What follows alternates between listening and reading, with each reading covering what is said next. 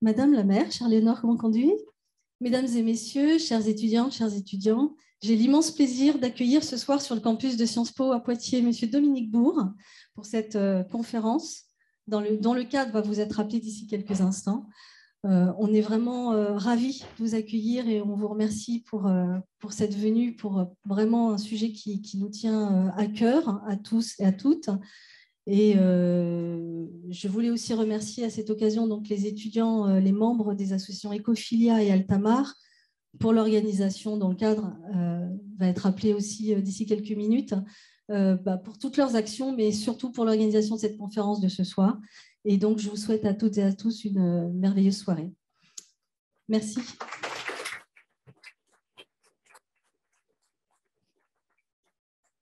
Bonsoir à toutes et à tous. Merci d'être venus aussi nombreux ce soir.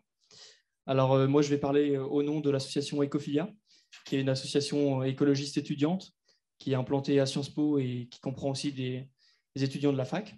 Et donc, avec cette association et avec Altamar et le festival Voix publique, nous organisions ce soir une conférence avec, nous avons l'honneur d'accueillir M. Dominique Bourg. Voilà, je ne vais pas faire plus long. On va laisser la parole aux autres associations qui organisent et qui vont se présenter. Et puis ensuite, on laissera la parole à nos différents invités. On va commencer d'abord par un exposé environ de 15 minutes d'introduction à la question de la sobriété. On parlera de la sobriété dans l'insularité, puisque cette semaine, sur le campus de Sciences Po, il y a aussi une spécialisation, un festival organisé par Altamar sur la question de l'insularité. Donc voilà, je vais laisser la parole maintenant à l'association Altamar qui va se présenter à son tour.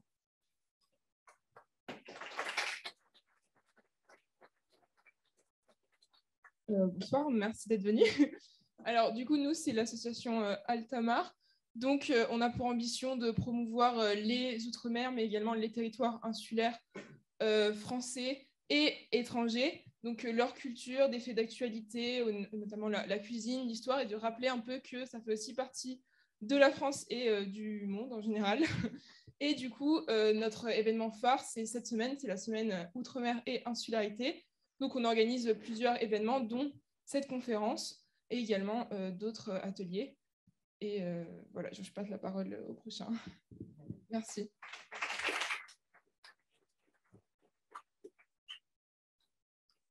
Merci. Bienvenue à vous tous au nom de l'association Voix publique, à l'initiative de laquelle tout ce travail a été monté et dont je suis ravi de voir aujourd'hui les résultats. Nous sommes devant une assemblée que nous n'avons pas l'habitude de voir à Voix publique, je dois le dire, et j'en suis extrêmement ravi. Donc, je remercie beaucoup Sciences Politiques et Madame Leclerc en particulier de nous avoir accueillis. Je remercie Marc Pourroy et les groupes d'étudiants avec qui il a travaillé, et les étudiants eux-mêmes. Et je remercie bien entendu beaucoup Dominique Bourg qui a bien voulu venir faire un petit crochet entre Paris, Bruxelles et Lausanne pour nous porter la bonne parole sur un sujet qui nous tient tous à cœur, je crois. Le festival en est à peu près à son milieu, il continue. Si par hasard vous n'aviez pas le programme complet, n'hésitez pas à le demander, j'en ai plein mon sac. Il y en a pas jusqu'à samedi. Merci.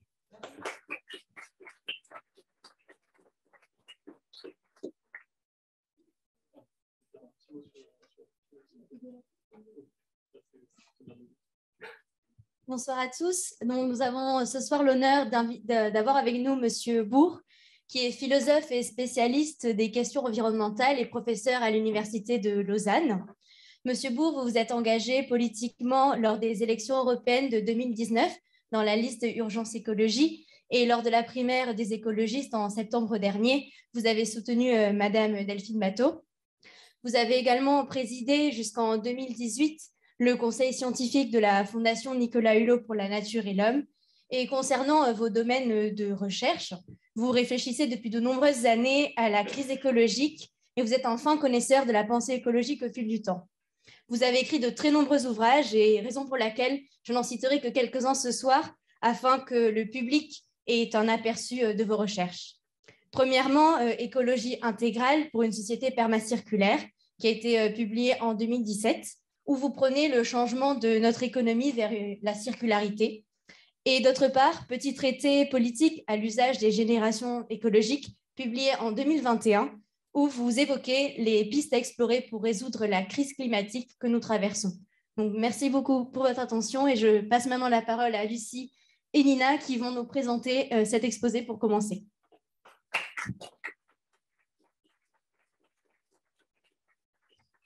Alors, on va commencer tout de suite cette petite introduction avant de laisser la parole à Dominique Bourg pour tout le reste de la soirée. Donc, parler du cas plus spécifique des îles face au changement climatique, puisqu'en fait, les îles sont les premières victimes du changement climatique. Elles subissent les conséquences les plus dramatiques. Ça permet en fait, le changement climatique va affecter directement leur économie, les habitats sur ces îles et la sécurité alimentaire de toutes les personnes qui y habitent. Donc, c'est vraiment des conséquences dramatiques et visibles dès aujourd'hui. Et les îles permettent de reposer la question de l'inéquité du changement climatique. On ne se rend pas compte à quel point le changement climatique est inégal dans le temps entre les générations qui polluent le plus et celles qui en payent le prix, et dans les territoires, entre les territoires qui émettent et ceux qui en subissent les conséquences.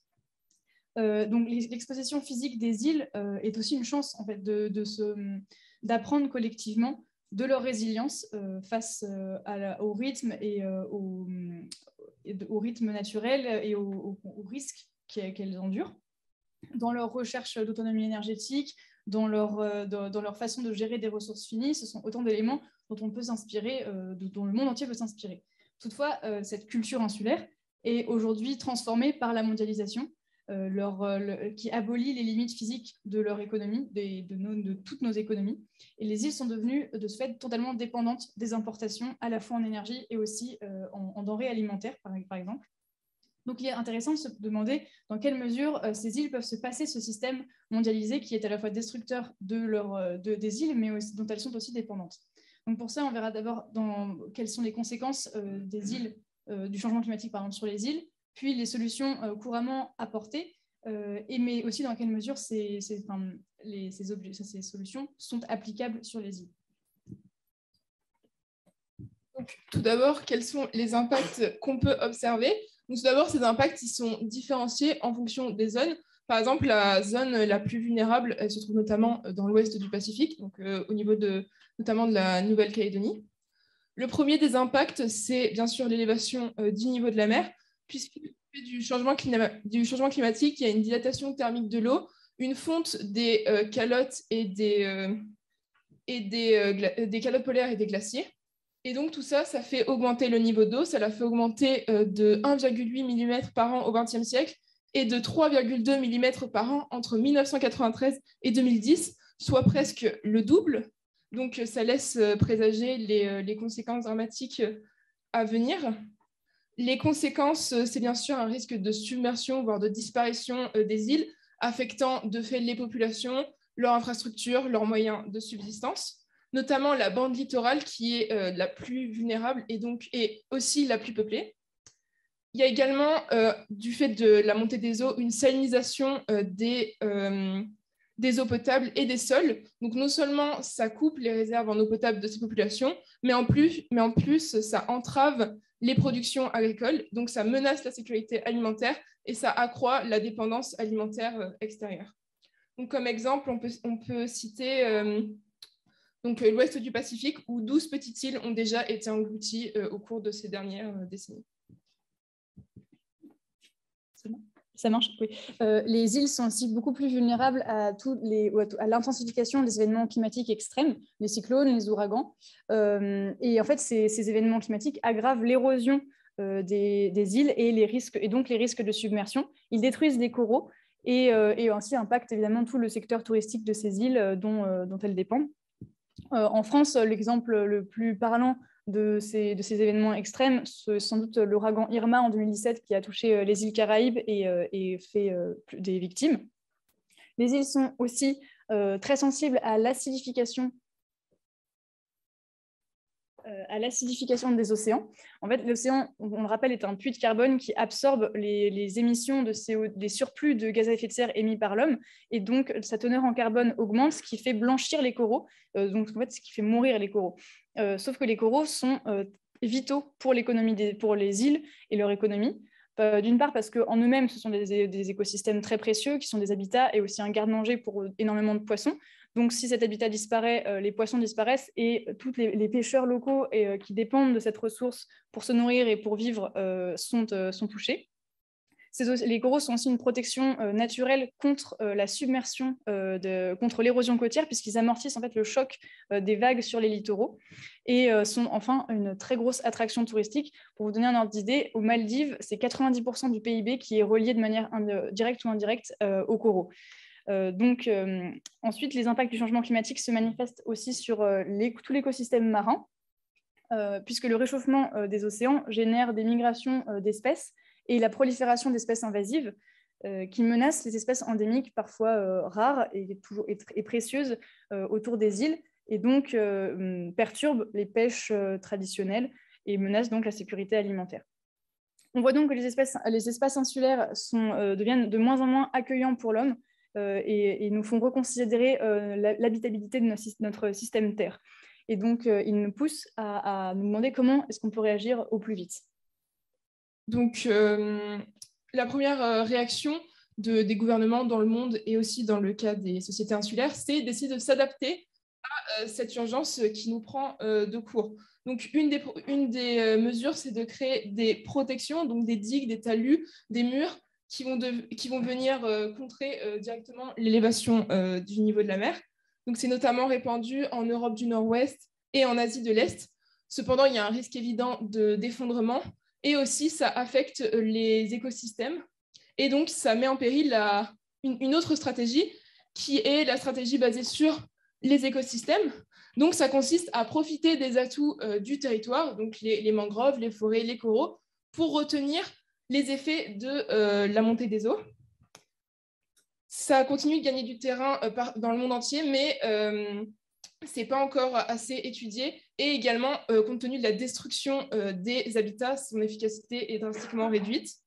Et ensuite, une stratégie d'accommodation qui vise à élever le niveau des habitations et d'advance qui vise à construire des nouvelles terres, des nouvelles habitations sur la mer. Et bien évidemment, donc c'est des réactions qui sont assez directes, mais qui, comme on peut le supposer, sont assez à court terme, puisqu'on ne peut pas construire et élever indéfiniment. On peut citer l'exemple du projet assez ambitieux d'îles flottantes aux Maldives, qui pourrait s'adapter au niveau de la mer sans effet négatif. Enfin, la stratégie du retreat, donc c'est-à-dire la migration climatique et le déplacement des populations insulaires vers des îles ou des zones plus élevées. Donc, c'est la solution que devront adopter à terme toutes les populations si elles veulent survivre, à part si elles apprennent à respirer sous l'eau. Mais ça pose des problèmes évidents en termes spatiaux, mais également en termes culturels, parce que les populations insulaires, elles sont très souvent extrêmement attachées à leur île, à leur culture, à leur identité. Au final, on voit que toutes ces mesures, elles ont des limites et donc elles ne sont pas efficaces ni durables. C'est pourquoi, outre l'adaptation, il faut songer également à des mesures d'atténuation. Donc, en effet, on l'a dit, les îles ne sont absolument pas les premières responsables du changement climatique. Mais pourtant, pour des raisons tant écologiques qu'économiques, elles vont tenter d'être pionnières dans des mécanismes de développement à faible émission carbone. Tout d'abord, premier axe pour réduire la dépendance énergétique dont elles sont victimes. Par exemple, les îles de la Madeleine importent 100% des hydrocarbures qu'elles consomment. Elles vont tenter de gérer leur demande énergétique en améliorant, par exemple, l'efficacité énergétique des technologies. Mais dans ce cas-là, il faut toujours faire attention à l'effet rebond qui pourrait susciter une augmentation de l'utilisation de ces technologies. Deuxième solution, elles se tournent aussi vers plus de renouvelables. Mais le problème des renouvelables, c'est qu'elles sont intermittentes. Et donc, ça pose beaucoup de problèmes de stockage. Par exemple, pour l'île d'El Hierro aux Canaries a quand même réussi à développer une électricité 100% renouvelable, preuve que c'est possible, et l'île d'El Hierro aimerait devenir un modèle pour les autres milieux insulaires. Ensuite, l'axe de réflexion est aussi tourné vers le tourisme, qui est le principal consommateur d'énergie des îles, et développer plutôt un écotourisme qui serait plus vertueux, plus respectueux et moins polluant. Les îles Galapagos sont pionnières dans cet écotourisme, par exemple. Et enfin, dernier point clé de la... question énergétique, c'est celui de la consommation énergétique des infrastructures de traitement des eaux usées et de gestion des déchets, qui sont actuellement très énergivores. Or, la gestion des déchets, c'est plus largement une problématique très importante, notamment aux Maldives, qui sont donc un archipel. Donc, vous vous doutez bien que la collecte des déchets est bien plus compliquée et la gestion de ces déchets est bien plus compliquée que sur un territoire, sur un continent. Ce qui fait qu'en fait, les déchets produits autour de la capitale et les îles alentours sont principalement brûlés puisqu'on n'a pas la place de les stocker. Et les stations balnéaires se contentent souvent de rejeter en mer leurs déchets. Voilà. En fait, dans le cas plus spécifique des milieux insulaires, il y a 3 logiques qui s'opposent à une bonne gestion durable des déchets. Donc, d'abord, une logique socioculturelle qui est commune à toutes les populations. C'est celle qui assimile le bonheur et le confort à la surconsommation et à l'accumulation de biens matériels et donc à la production toujours plus importante de déchets. Et ensuite, une logique technico-économique et une logique spatiale. En fait, les îles n'ont tout simplement pas les moyens financiers ou spatiaux de développer des infrastructures efficaces de larges infrastructures pour le traitement des déchets. Donc, la solution, c'est bien évidemment, d'où cette conférence, d'aller vers plus de sobriété, de changer son mode de vie, changer son point de vue, de réduire sa consommation énergétique et sa production de déchets. Il faudrait, selon notre invité Dominique Bourg, renouer avec la spiritualité pour renouer avec le bien-être autre que matériel, tourner le dos au consumérisme. Mais dans le cas plus spécifique des îles, il y a encore d'autres freins qui entravent cette révolution culturelle. En effet, comme on l'a dit, les îles ne sont pas les principales responsables de leur empreinte écologique, puisque c'est en majorité le tourisme, donc des touristes de passage, qui viennent polluer qui polluent sur leur île. Donc le premier frein qu'on peut voir, c'est un frein qui est économique, puisqu'il faudrait totalement repenser l'économie de ces îles, qui sont dépendantes de la mondialisation, à cause des importations, exportations et du tourisme, comme on vient de le dire. Et donc ces îles remettent en question la solution, notamment travaillée par Dominique Bourg, de l'économie circulaire et permacirculaire qui voudrait limiter les échanges et consommer local. Puisqu'on se peut se demander dans quelle mesure est-ce que cette économie circulaire serait faisable sur une île où il y a très peu de ressources propres. Et comment est-ce qu'elle pourrait se passer de ces échanges. D'autre part, la question se pose dans cette reconstruction de l'économie d'une nécessité d'aide financière extérieure pour les îles. Par exemple, les Maldives allouent déjà 30% de leur budget à la lutte et à l'adaptation au changement climatique. C'est énorme par rapport à ce qu'alloue la France ou d'autres pays de leur budget. Et donc, est-ce qu'il faudrait que certains pays aident les îles? Dans ce cas-là, lesquels? À quelle hauteur? Donc, c'est vraiment un problème de justice climatique entre les nations du monde qui se pose avec les îles. Donc, justice climatique et aussi justice sociale avec des freins sociaux. En effet, on l'a vu, les îles sont victimes alors qu'elles ne sont pas coupables. Alors, comment peut-on parler de justice sociale quand on leur demande de se sacrifier? En effet, il y a certaines solutions écologistes qui affectent beaucoup plus les milieux insulaires que d'autres milieux. Par exemple, si on prend le cas des transports, l'avion, c'est largement polluant, mais si on interdit l'avion, ça isole complètement les îles, donc ça pose vraiment des problèmes. Et selon Dominique Bourg, à nouveau, la modernité n'est pas de se couper les uns aux autres, et donc il s'agit plutôt de changer d'intensité et de nature des relations sans s'isoler. C'est pourquoi il faudrait songer à d'autres solutions plus adaptées, comme par exemple développer des avions à hydrogène. Également, il y a des freins de gouvernance globale, puisque en fait, les îles, elles sont bien évidemment petites. Donc, ça fait que elles pourraient devenir, des laboratoires d'expérimentation d'une gouvernance globale plus locale, plus démocratique et donc plus écologique, puisque vu les rapports plutôt serrés, les relations plutôt serrées, on pourrait relocaliser la prise de décision et refavoriser un dialogue direct entre États, société civile, groupes d'intérêt, collectivités territoriales. Et c'est donc une chance que l'on pourrait saisir et un exemple que l'on pourrait suivre. Cependant, on voit que les gouvernements des îles, ils n'adoptent pas forcément ces comportements-là et ils continuent d'avoir des engagements, enfin des ambitions comparables à celles d'autres pays, comme par exemple des objectifs globaux sans mettre des mesures proprement locales. Donc, on peut citer l'exemple des Maldives qui avaient pris comme engagement très ambitieux d'atteindre une non-neutralité carbone en 2020, donc non atteint malheureusement, et également de devenir la première réserve de biosphère au monde. Ensuite, également, une autre entrave à ce que les îles deviennent un exemple pour tous, c'est qu'elles ont peu de voix sur la scène internationale. Déjà qu'elles sont plus petites et elles ont moins de moyens, notamment financiers. Et ça fait qu'elles ne sont pas très représentées, donc, notamment lors des COP ou autres sommets. C'est pourquoi certaines ont tenté de se regrouper dans une alliance des petits États insulaires, mais leur voix peine toujours à se faire entendre. Certains tentent donc d'avoir des approches un peu plus drastiques, un peu plus prenantes, comme le ministre des Affaires étrangères de Tuvalu, une petite île du Pacifique, qui, lors de la COP26, avait pris la parole lors de son discours, les pieds dans l'eau, afin d'alerter sur les conséquences immédiates du réchauffement climatique qu'il avait lui-même pu observer dans son environnement insulaire.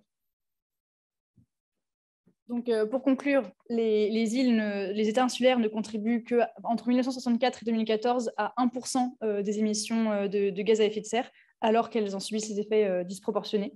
Et même si on restait dans les projections, dans les limites de 1,5 degré de l'accord de Paris, certains territoires seraient tout de même touchés, ce qui fait qu'on les appelle des zones sensibles. De plus, certaines décisions, on l'a vu, leur échappent totalement. Elles ne peuvent pas résoudre leurs propres problèmes. Il faut donc que ce soit au niveau global des engagements qui se prennent par ceux qui ne subissent pas encore les effets du changement climatique.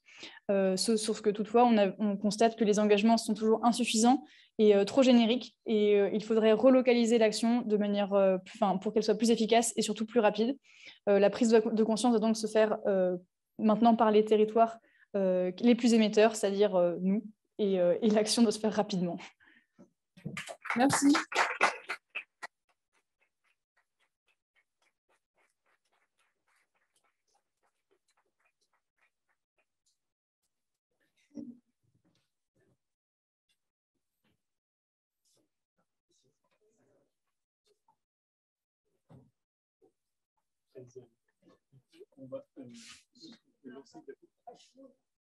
On peut juste changer de PowerPoint. Je ne sais pas si vous voulez celui-là. Oh non, je vais prendre ça, ça marche très bien. Merci beaucoup en tout cas. Mesdames, Messieurs, bonsoir. Madame la maire, bonsoir. Madame la directrice, merci de votre invitation. Alors, je voudrais déjà commencer par féliciter nos deux étudiantes, c'était superbe. C'est un magnifique exposé, très riche, très bien construit, extrêmement bien présenté. Bravo. C'est ce que nos institutions d'enseignement savent faire de meilleur, de former des étudiantes comme vous. Voilà, bravo. Et puis, comme nous sommes dans un institut de Sciences Po, je voudrais revenir quand même sur la présentation que vous avez faite parce que, très sincèrement, et vous allez comprendre tout de suite pourquoi, je ne suis en aucun cas un homme politique. Et dans cet institut, je tiens à le dire. En fait, j'ai rendu service à une amie, Madame Bateau. Et puis, je me suis trouvé engagé dans cette aventure, mais vous allez voir qu'elle n'est pas sans lien avec le sujet du soir, puisque le sujet de ce soir, c'est la sobriété, et je dois vous dire que j'ai dû faire une campagne extrêmement sobre. Premièrement, en fait, quand vous êtes un peu connu, vous passez comme ça dans les médias, mais dès que vous êtes officiellement sur une liste, vous changez de statut, vous n'êtes plus un expert, vous devenez un homme ou une femme politique. Donc, c'est ce qui m'est arrivé, ce qui fait que pendant les 6 mois qui ont précédé la campagne européenne, je ne suis jamais passé dans les médias français. Donc, franchement, l'opération n'était pas tout à fait réussie.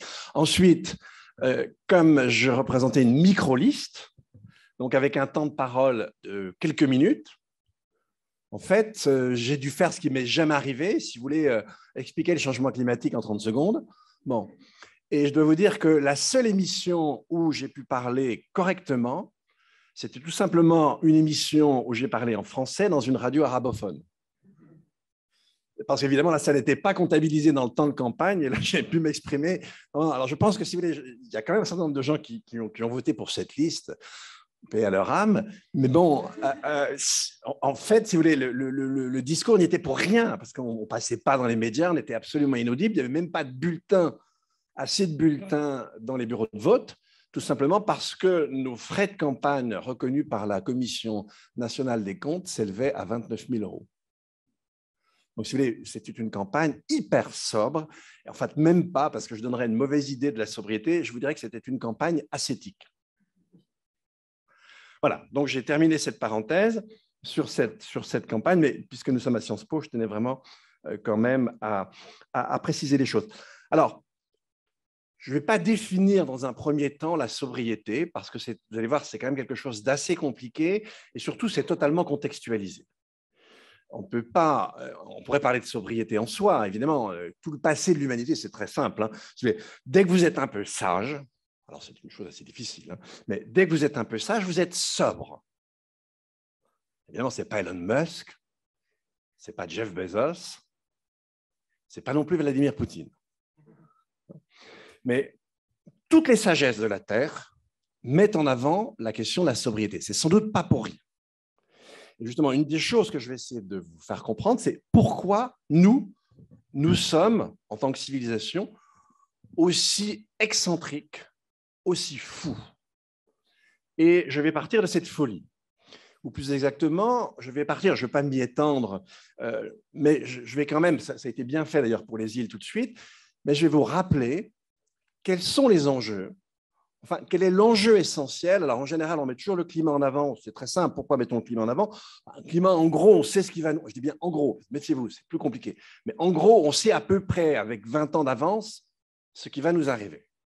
Même un peu plus. On peut avoir des surprises, on a des surprises, nous aurons des surprises, mais en tout cas, la trajectoire générale du climat, on peut la modéliser. Les premiers modèles datent des années 60. Ils ne nous ont pas trompés. La trajectoire qu'ils nous ont indiquée dès les premiers modèles, elle se vérifie, comme vous pouvez tous maintenant le constater aujourd'hui. Donc, en fait, on met le climat pour ça. Ensuite, le climat, c'est jamais, si vous voulez, que les conditions d'épanouissement des espèces sur Terre. Si pour protéger le climat, vous développez des choses qui tuent la vie, ce n'est pas très malin.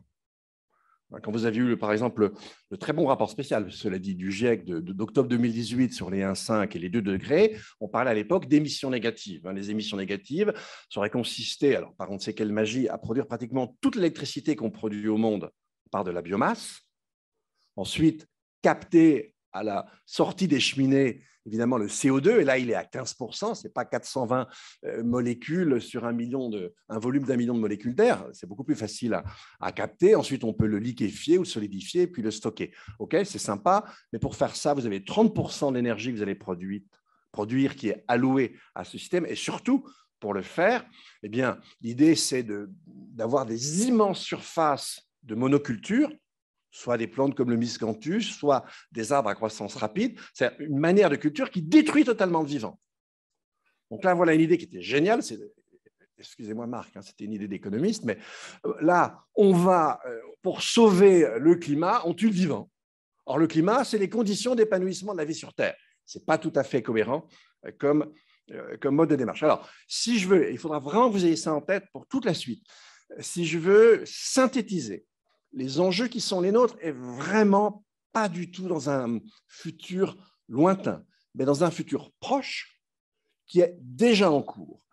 En fait, l'enjeu, et je peux mettre le climat bien sûr, mais derrière, vous pouvez mettre à la fois, et bien sûr aussi l'effondrement du vivant. Vous savez qu'on a un véritable effondrement du vivant autour de nous.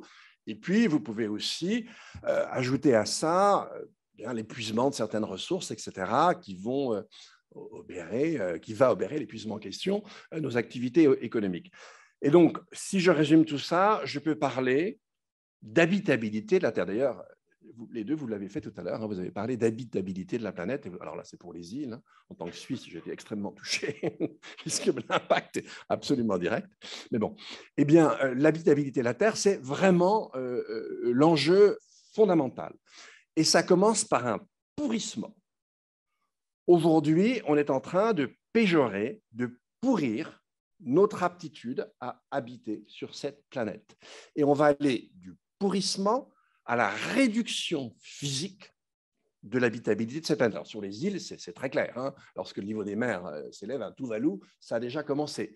Tuvalu, le bord de mer, le bourrelet avec les palmiers saute derrière la mer, rentre sur le continent et elle est en train de saliniser les seuls points d'eau douce sur l'île. Et dans peu de temps, tous les habitants de l'île devront quitter. Vous pouvez pas, ça n'est jamais arrivé depuis les civilisations historiques. Jamais un territoire physique où des hommes ont habité a disparu.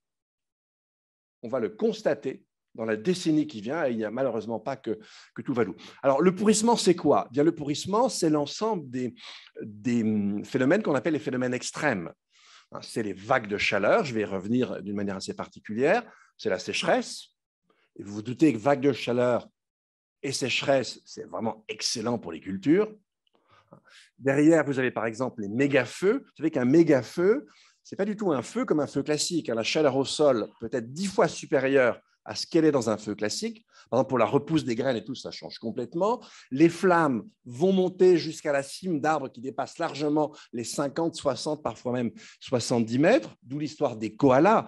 Si les koalas ont brûlé, c'est parce qu'effectivement, un méga-feu a une intensité telle que les flammes peuvent monter jusqu'à la cime des arbres les plus élevés, et donc ces animaux ne peuvent plus s'y réfugier, ce qu'ils font évidemment par instinct. Et c'est un incendie qu'on ne peut pas éteindre, et qui génère des phénomènes météorologiques spécifiques. Donc, c'est vraiment énorme comme dégâts. Et sachez que dans le rapport du GIEC de 2007, on annonçait les premiers méga-feux en Australie en 2020. Bravo, les petits camarades chercheurs. Il fallait quand même le faire. Et puis, vous les avez eus alors un peu avant, mais vous les avez eus en Californie, vous les avez eus en Sibérie, en Amazonie, au Congo, etc. Vous avez les inondations hors normes, vous avez vu à Liège, vous avez vu en Allemagne, ce n'est pas la Vésubie, ni la Roya, ce n'est pas des pentes comme ça. C'est comme ici, il y a quelques collines, mais c'est en général plat. Ça n'a pas empêché des déstructurations de plusieurs mètres des sols. Vous rajoutez à ça les cyclones, les tornades, et vous avez l'ensemble des événements extrêmes.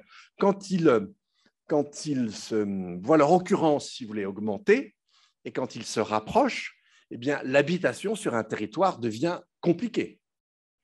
Si vous avez plusieurs Irma de suite, et Irma, ça a même abattu les murs de la gendarmerie de Saint-Barthélemy, je crois, qui était en briques, qui ne restait plus que la cave.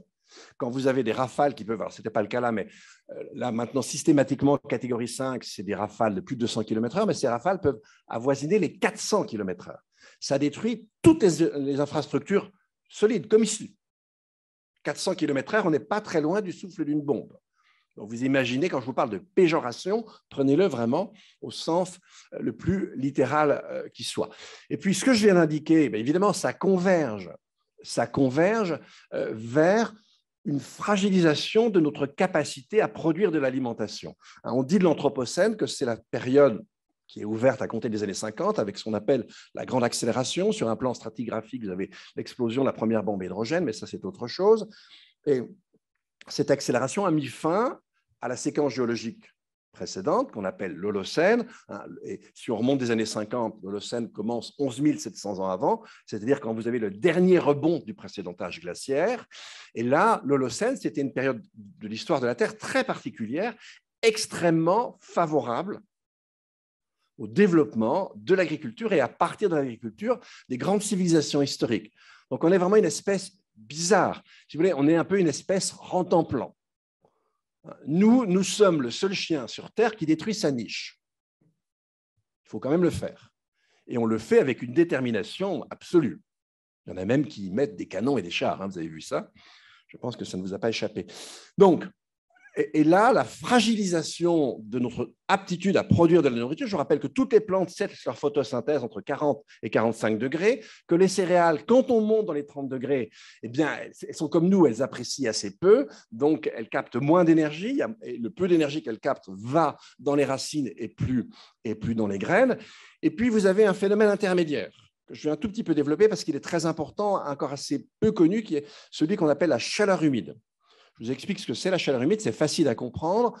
Sur un plan corporel, on peut être comparé à des machines thermodynamiques. On a tous une température interne de 37 degrés, et cette température, on doit la maintenir, on doit réguler. Vous le savez, on régule par la transpiration et par le phénomène d'évaporation de la sueur. Et donc, effectivement, si vous avez une température ambiante de 35-36 degrés, mais si vous avez un taux d'humidité de 80%, eh bien, la marge qui vous reste pour vous rafraîchir avec l'évaporation de votre transpiration, elle est faible. Et donc, en 6-8 heures, vous devez absolument vous réfugier dans un endroit au moins sec, au moins plus sec en tout cas, et au moins plus frais. Le mieux, si vous avez les deux, est plus sec et plus frais. Et même si vous restez 6-8 heures sans mourir, parce que là, sinon, vous mourrez. Évidemment, la température augmente. 38 degrés, on ne se sent pas très bien. 39, on va au lit. 40, on commence déjà à délirer. Et 41, on est allé voir si Dieu existe, mais on ne revient pas. Donc, c'est ça la chaleur humide. C'est vraiment important. Il faut bien l'avoir en tête. Et donc, effectivement, plus les deux paramètres montent, si vous montez la chaleur d'un côté et la température de l'autre, plus le temps que vous pouvez passer dehors est court. Et là, vous avez de nouvelles projections. Alors, regardez déjà celles du groupe 2 du GIEC, qui ont été publiées à la fin du mois de février. Mais regardez aussi les projections de la NASA sur la chaleur humide. Vous allez voir qu'en Europe, on est très mal placé. Et ce n'est pas la chaleur, si vous voulez, ce qui est très important, il faut que vous sachiez, c'est que, et ce n'est pas toujours très cohérent avec la notion de budget carbone, mais en fait, le climat qu'on a aujourd'hui, c'est grosso modo les émissions qu'on a cumulées jusqu'à il y a une vingtaine d'années. En d'autres termes, le climat de 2040, et dans la décennie 2040, nous aurons déjà des années à 2 degrés, et à partir de 2050, eh bien, on va même commencer à aller un petit peu au-delà, et ça deviendra vraiment la moyenne, les 2 degrés. Là, en termes de chaleur humide, la dernière projection de la NASA est franchement pas très drôle. Et donc, si on va tout au bout de la chaleur humide, eh bien là, on passe non pas à une péjoration de la vie sur Terre, c'est déjà pas très agréable de ne pas pouvoir sortir dehors, de ne pas avoir d'activité physique possible dehors. C'est ça que ça veut dire, la chaleur humide. Et donc, si vous allez vers le haut du phénomène, bien, c'est tout simplement un territoire qui devient absolument inhabitable. Aujourd'hui, les territoires inhabitables sur Terre, dans le chaud, c'est des territoires où vous avez une moyenne de 29 degrés. Si j'ai le temps, je vous montrerai les cartes tout à l'heure. C'est très, très petit. Si effectivement on excelle les 3 degrés, ça malheureusement c'est possible, si on excelle les 3 degrés, alors là ça commence à augmenter très singulièrement. À ça vous ajoutez l'aridité et vous ajoutez aussi le phénomène de la montée des mers. Et il n'est pas du tout exclu qu'on ait une montée des mers de 2 mètres à la fin du siècle. Si vous regardez simplement ce qui se passe en ce moment, c'est-à-dire la grosse plaque de Thwaites dans l'Antarctique ouest, qui fait 600 km de long, 200 km de large. Et en fait, elle est très importante parce qu'elle maintient les glaciers, c'est le côté suisse, les glaciers sur les pitons rocheux. Et la base des pitons rocheux est en dessous du niveau de la mer, mais ce glacier horizontal maintient les glaciers verticaux. Il est en train de se détacher. Et lorsqu'il aura fini de fondre, donc très probablement avant la fin du siècle, c'est 53 cm de montée des mers, ce seul glacier de Thwaites. Donc, c'est quand même pas négligeable. OK. Donc, voilà. Évidemment, quand on a ça en tête, la sobriété, ça devrait être, si on était une espèce intelligente, l'espèce humaine, c'est sans doute un cas de ce qu'on appelle une impasse évolutive. Une impasse évolutive, c'est quand vous avez une espèce qui a surdéveloppé certaines capacités qui vont mettre en danger sa niche écologique. Pensez à Homo poutinensis. Cerveau reptilien, capacité de calcul. Vous mettez les deux ensemble et vous avez à peu près l'état du monde. Et donc, voilà. Alors, la sobriété, ça devrait être quelque chose qui s'impose à nous. Donc, pourquoi sommes-nous cette civilisation qui, précisément aujourd'hui, devrait vraiment changer ses modes de vie pour passer d'une forme d'hubris, de démesure, et vous verrez pourquoi je prends ce mot grec hubris, j'y reviendrai, à une civilisation qui saurait redevenir sobre. Eh bien, c'est tout simplement parce qu'effectivement, après avoir construit une culture qui a eu pour caractéristique le déni des limites, c'est bien ça le problème. Notre culture, et je vais vous le montrer, est caractérisée par le déni des limites. Alors, à force de les dénier, eh bien, on se les prend en pleine figure. Et c'est ce qui est en train de nous arriver. Alors, quelques petits éléments d'histoire et d'histoire de la pensée pour comprendre ça. Si vous voulez, si je prends la manière, je reviendrai après, mais la conception que les Grecs nourrissaient du monde, dans l'Antiquité, mais certains éléments, et notamment les éléments les plus savants, ont été transmis. Je voulais le modèle ptoléméen du monde, eh bien, il est transmis jusqu'au XVIe, XVIIe siècle, au moment où on le met par terre. Alors, vous aurez toujours à la Sorbonne, ne leur dites pas, hein, des gens qui vont continuer à enseigner Ptolémée jusqu'au début du XVIIIe siècle. Après, ils sont tous morts. Mais bon, c'est souvent ce qui arrive hein, quand on change quelque chose. Vous avez déjà vu, par exemple, si vous mettez en avant la question féministe, il y en a franchement, vous allez voir qu'il faut ramer, hein, ça va être dur. Il faudrait qu'ils soient morts pour qu'ils acceptent. Bon. Mais c'est un petit peu la même chose. Eh bien, quelle était cette conception du monde? C'est très clair, si vous voulez, pour les Grecs, et il faut bien voir ça en tête. Toute l'écologie des Grecs, et l'ontologie des Grecs, c'est un lapsus intéressant, c'est une ontologie finie. Pour un Grec, être un être, c'est être un être. C'est les contours qui font qu'une chose existe. Et pour les Grecs, le monde lui-même est fini. Le monde lui-même est une sphère. Tout autour de cette sphère, j'espère que vous allez le voir tout de suite, c'est le premier moteur immobile, c'est Dieu. Vous avez derrière la sphère des fixes, ensuite vous avez les 5 planètes qui sont connues. La dernière planète, c'est la Lune qui est accrochée à une sphère, et la Lune est un dieu. Vous savez, quand Galilée prend sa lunette, et quand il arrive, la lunette de Torricelli, quand il arrive à regarder la Lune, c'est là il se dit, ben non, écoutez, je suis désolé, mais la Lune n'est pas une déesse, ou alors elle a de l'acné, parce qu'on y voit des montagnes, des vallées, etc. Et donc, effectivement, et c'est le terme même de, je traduis en français, mais le terme latin, c'est l'équivalent de terreux. La Lune est terreuse. Alors, c'est important quand on a le référentiel grec, parce que pour les Grecs, la Lune, ce n'est pas de la matière.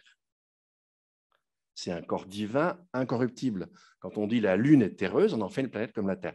Et donc, on a ces différents cercles, et au centre, on a la Terre. Donc, le monde lui-même, le cosmos, est fini. Alors, vous allez me dire, mais il y a de l'espace en dehors. Ah non, non. Là, revenez à vos cours de philosophie. C'est un pur néant. Il n'y a rien de rien. Et même le mot rien est en trop, puisque le mot rien vient de reste la chose. Non, c'est vraiment absolument rien. C'est un non-être total. Le monde est fini et il totalise toute réalité possible. D'accord? Et dans cette partie divine qu'on appelle le monde céleste, eh bien évidemment, le seul mouvement possible, c'est le mouvement circulaire. Pourquoi? Parce que dans la partie divine du monde, rien n'advient. Il n'y a pas d'événement.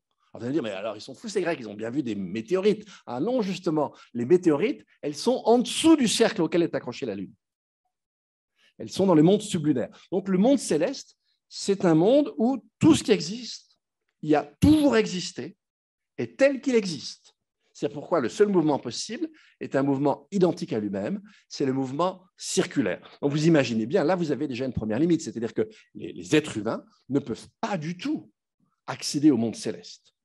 On peut y accéder par la pensée. Hein. Aristote prétendait avoir contemplé 3 fois Dieu, je pense que c'est le cas d'un certain nombre de personnes ici. Donc, mais c'est un accès par la pure pensée. Ça ne peut pas être un accès, si vous voulez, physique. Et en revanche, le monde qui est le nôtre, le monde sublunaire, donc en dessous de la sphère lunaire, c'est un monde où, au contraire, règne la contingence. C'est-à-dire que ce qui s'y produit aurait pu ne pas s'y produire ou s'y produire autrement. C'est l'univers de la contingence. Et en fait, ce qui est très intéressant, c'est, vous voyez bien que pour les Grecs, les techniques, ils ne sont pas du tout d'accord avec Musk. Hein. Ils ne vont pas créer des milliers de satellites dans le ciel qui vous pourrissent le ciel, d'ailleurs. Ça n'a aucun sens, on ne peut pas y aller. Et quand on agit sur Terre, eh bien, agir en être humain, c'est nécessairement imiter la nature. C'est parachever la nature. Donc, vous voyez que pour les Grecs, tout est limité. Tout est absolument limité. Et l'agir humain ne peut pas troubler l'ordre cosmique. Il n'en est pas capable.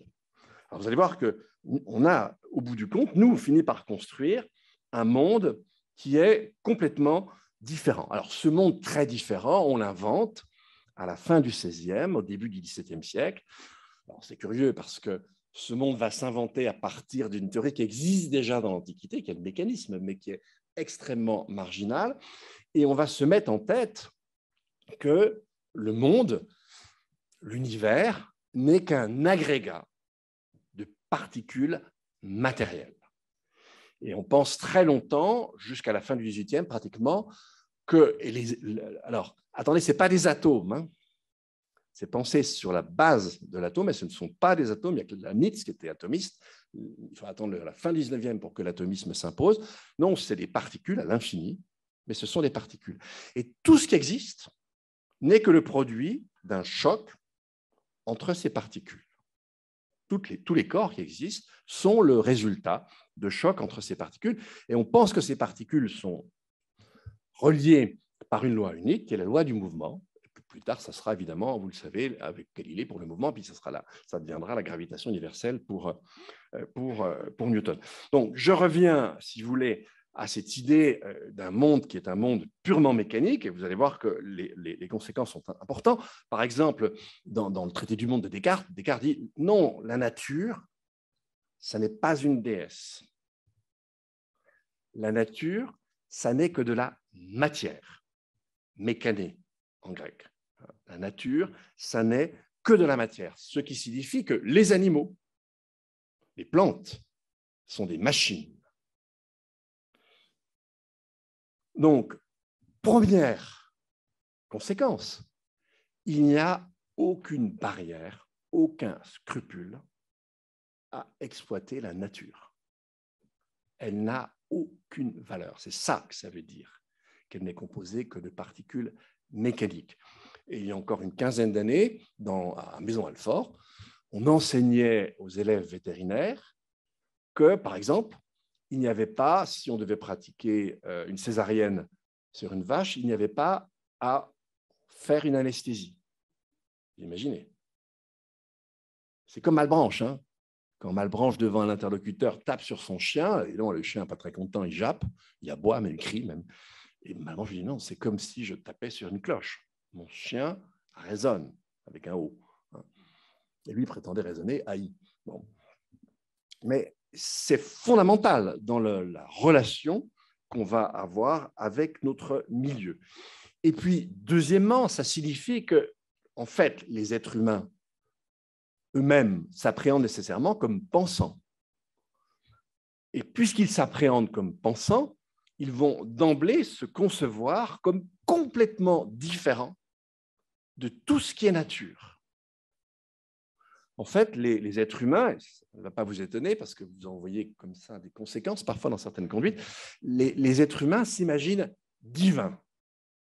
Et là, vous avez une congruence initiale, parfaite, entre cette science moderne naissante, d'un côté, et d'autre part, eh bien, la manière dont on avait fini par lire le livre de la Genèse de la Bible. On n'avait retenu qu'une strate. On avait retenu Genèse 1,26.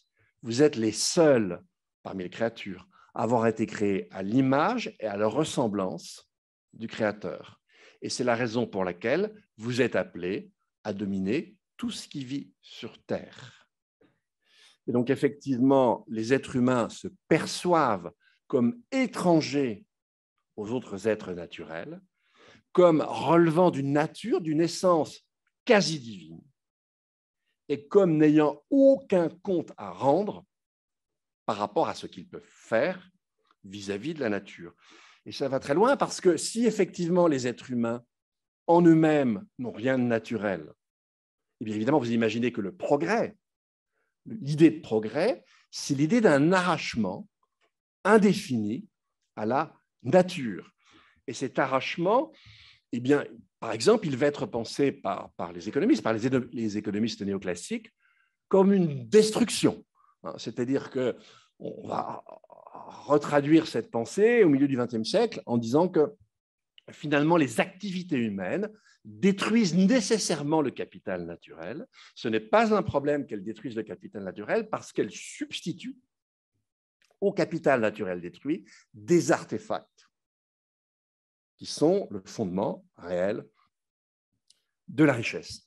Mais vous allez voir qu'on va pousser le bouchon beaucoup plus loin. Vous avez un astrophysicien soviétique qui s'appelle Kardashev, qui imagine la tripartition suivante, et c'est repris dans les années 90 par un physicien nippo-américain qui s'appelle Michio Kaku. Et alors c'est vraiment soviétique, hein, vous allez voir. en fait, le premier niveau de civilisation, le type 1 de civilisation, c'est lorsque l'humanité a, par exploitation économique, détruit jusqu'au noyau de la Terre. Alors on n'y est pas tout à fait encore. Hein. Deuxième niveau de civilisation, c'est lorsque les êtres humains ont détruit le système solaire et notamment toute l'énergie du Soleil. Et ensuite, le niveau 3, là, c'est quand on s'attaque à la, puis aux galaxies. Et vous avez un physicien français qui récemment, il y a moins de 10 ans, s'est amusé à faire un calcul. Il imagine une planète théroïde, donc qui ressemblerait à la nôtre, avec une atmosphère analogue à la nôtre. Ce n'est pas le cas de Mars, dites ça à Bezos et à Musk, ils n'ont toujours pas compris. Et puis, il imagine une horde initiale d'individus humanoïdes, c'est-à-dire aussi parfaits que nous le sommes. Et il l'affecte, ce petit groupe, d'un taux de croissance de 2%. Un taux de croissance de 2%, c'est énorme. Il faut que vous sachiez que les pays occidentaux n'ont connu ce taux de croissance qu'entre 1860, 70, années 20 pour les États-Unis, et puis jusqu'à l'après-guerre pour les Européens. Et on a dépassé le taux de 2% aux États-Unis déjà au cours des années 20, après il y a la crise, et puis évidemment après la guerre, et après la guerre, bien sûr, pour les pays européens.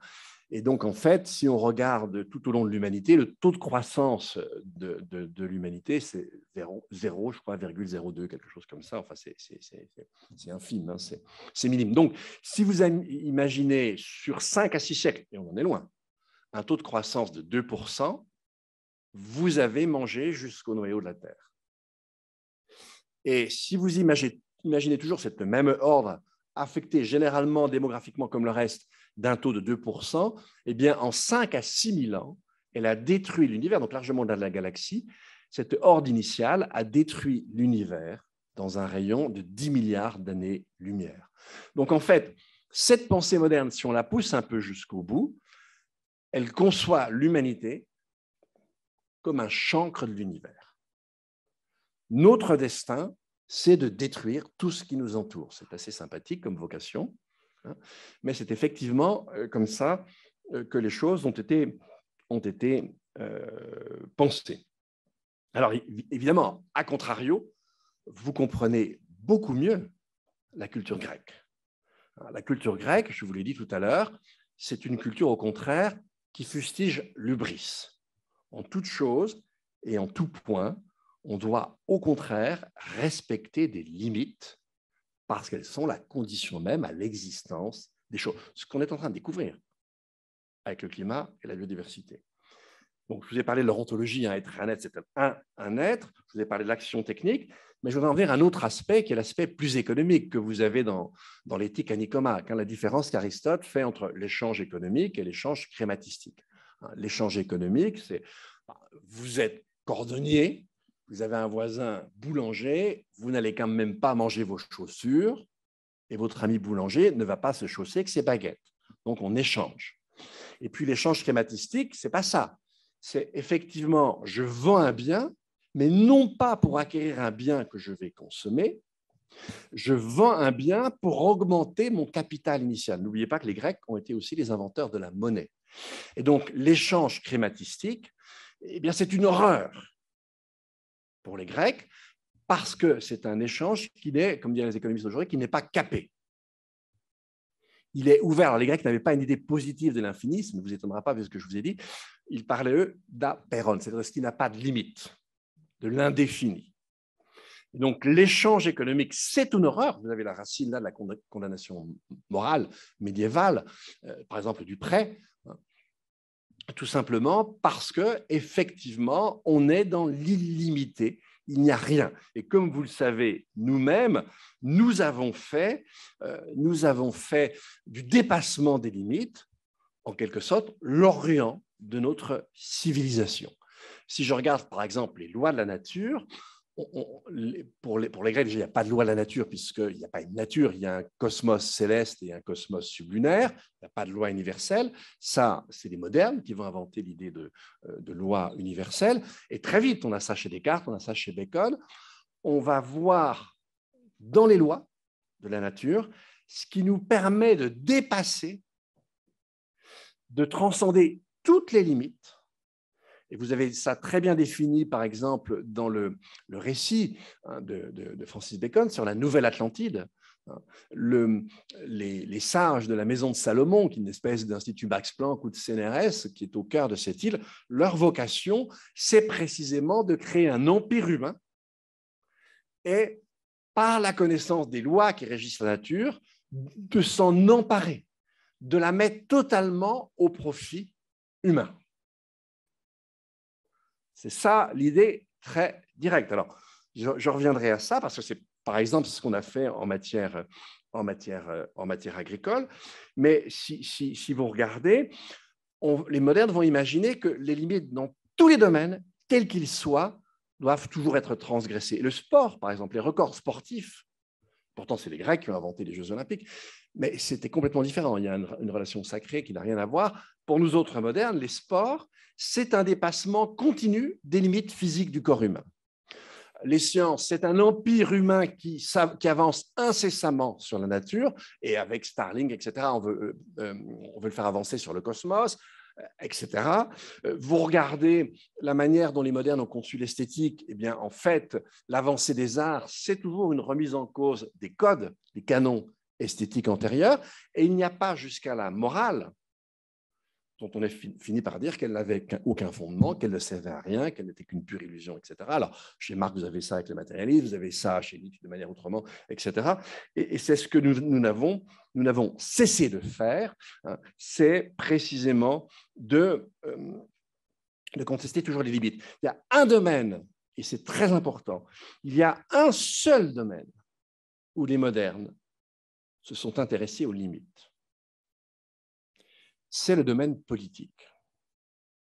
Ce qui caractérise la démocratie, c'est précisément, vous le savez très bien, à Sciences Po, c'est une auto-limitation du pouvoir.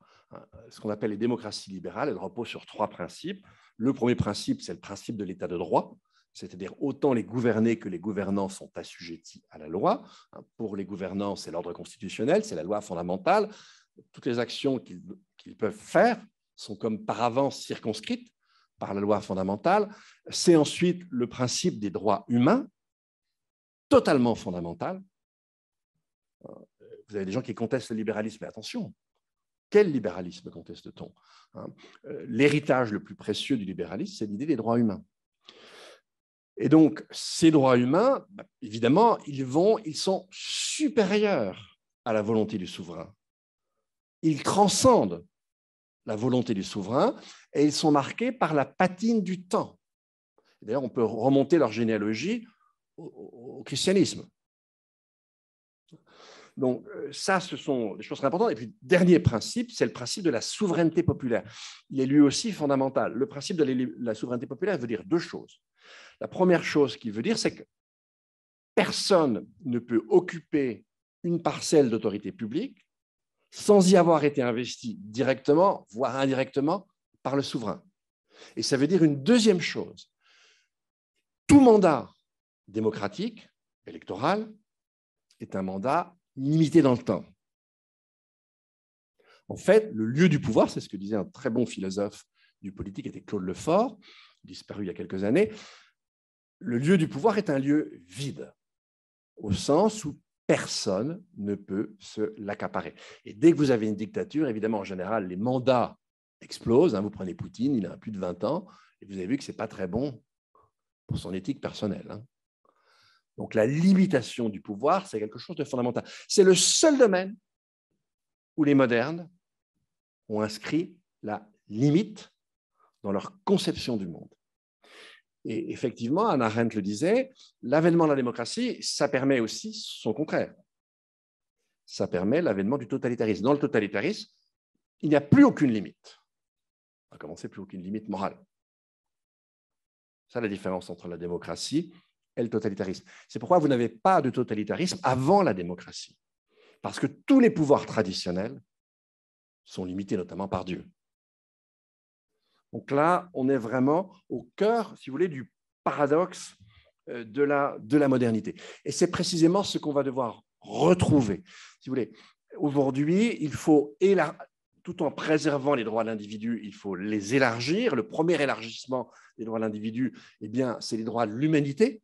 Je vous invite à lire la Déclaration des droits de l'humanité à laquelle avait contribué Corinne Lepage.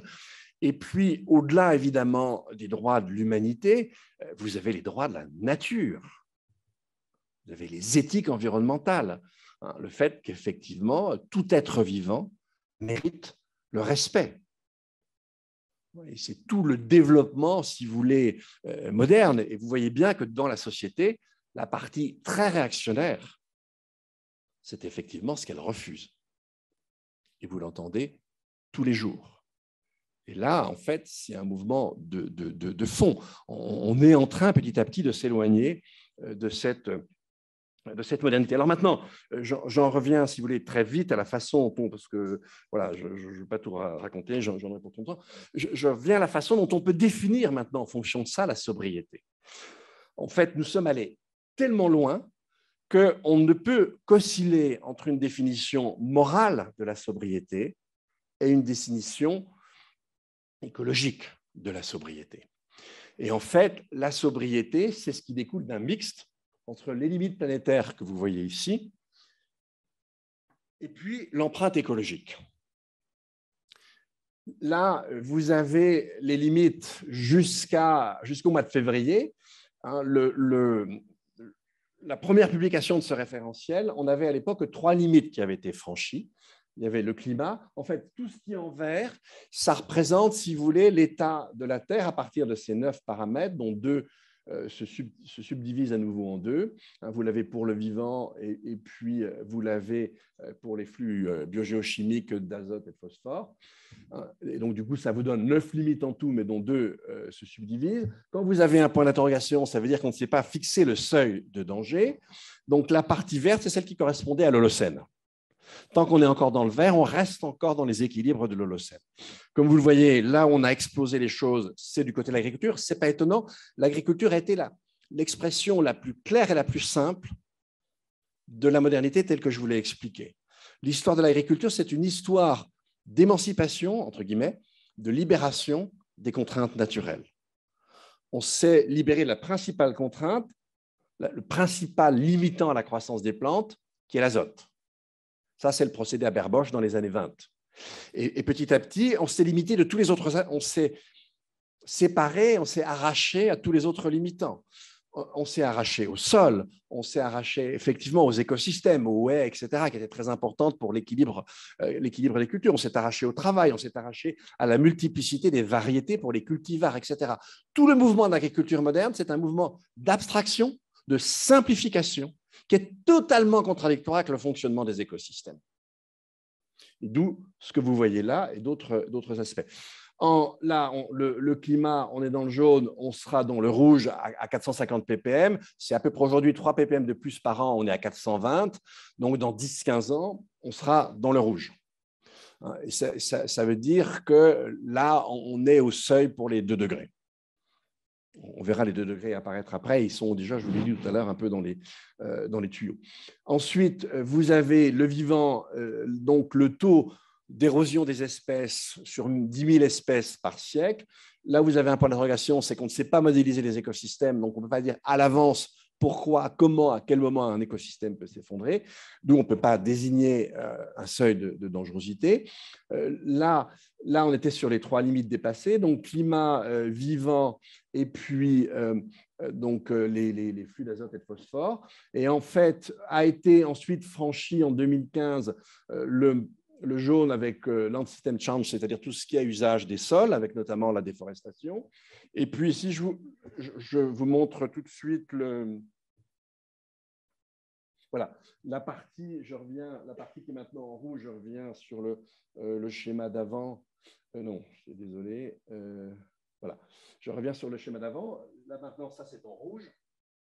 Là, c'est à la fois les macromolécules de synthèse qui s'accumulent dans les graisses humaines et animales, et c'est notamment les microplastiques qui empoisonnent tous les milieux, et en premier lieu les milieux aquatiques.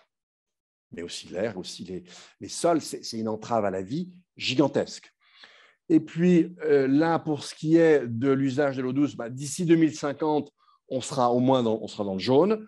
Pour ce qui est de l'acidification de l'océan, c'était simplement une conséquence, ça vous a été rappelé par les deux exposants de tout à l'heure, c'est une conséquence du changement de la composition chimique de l'atmosphère.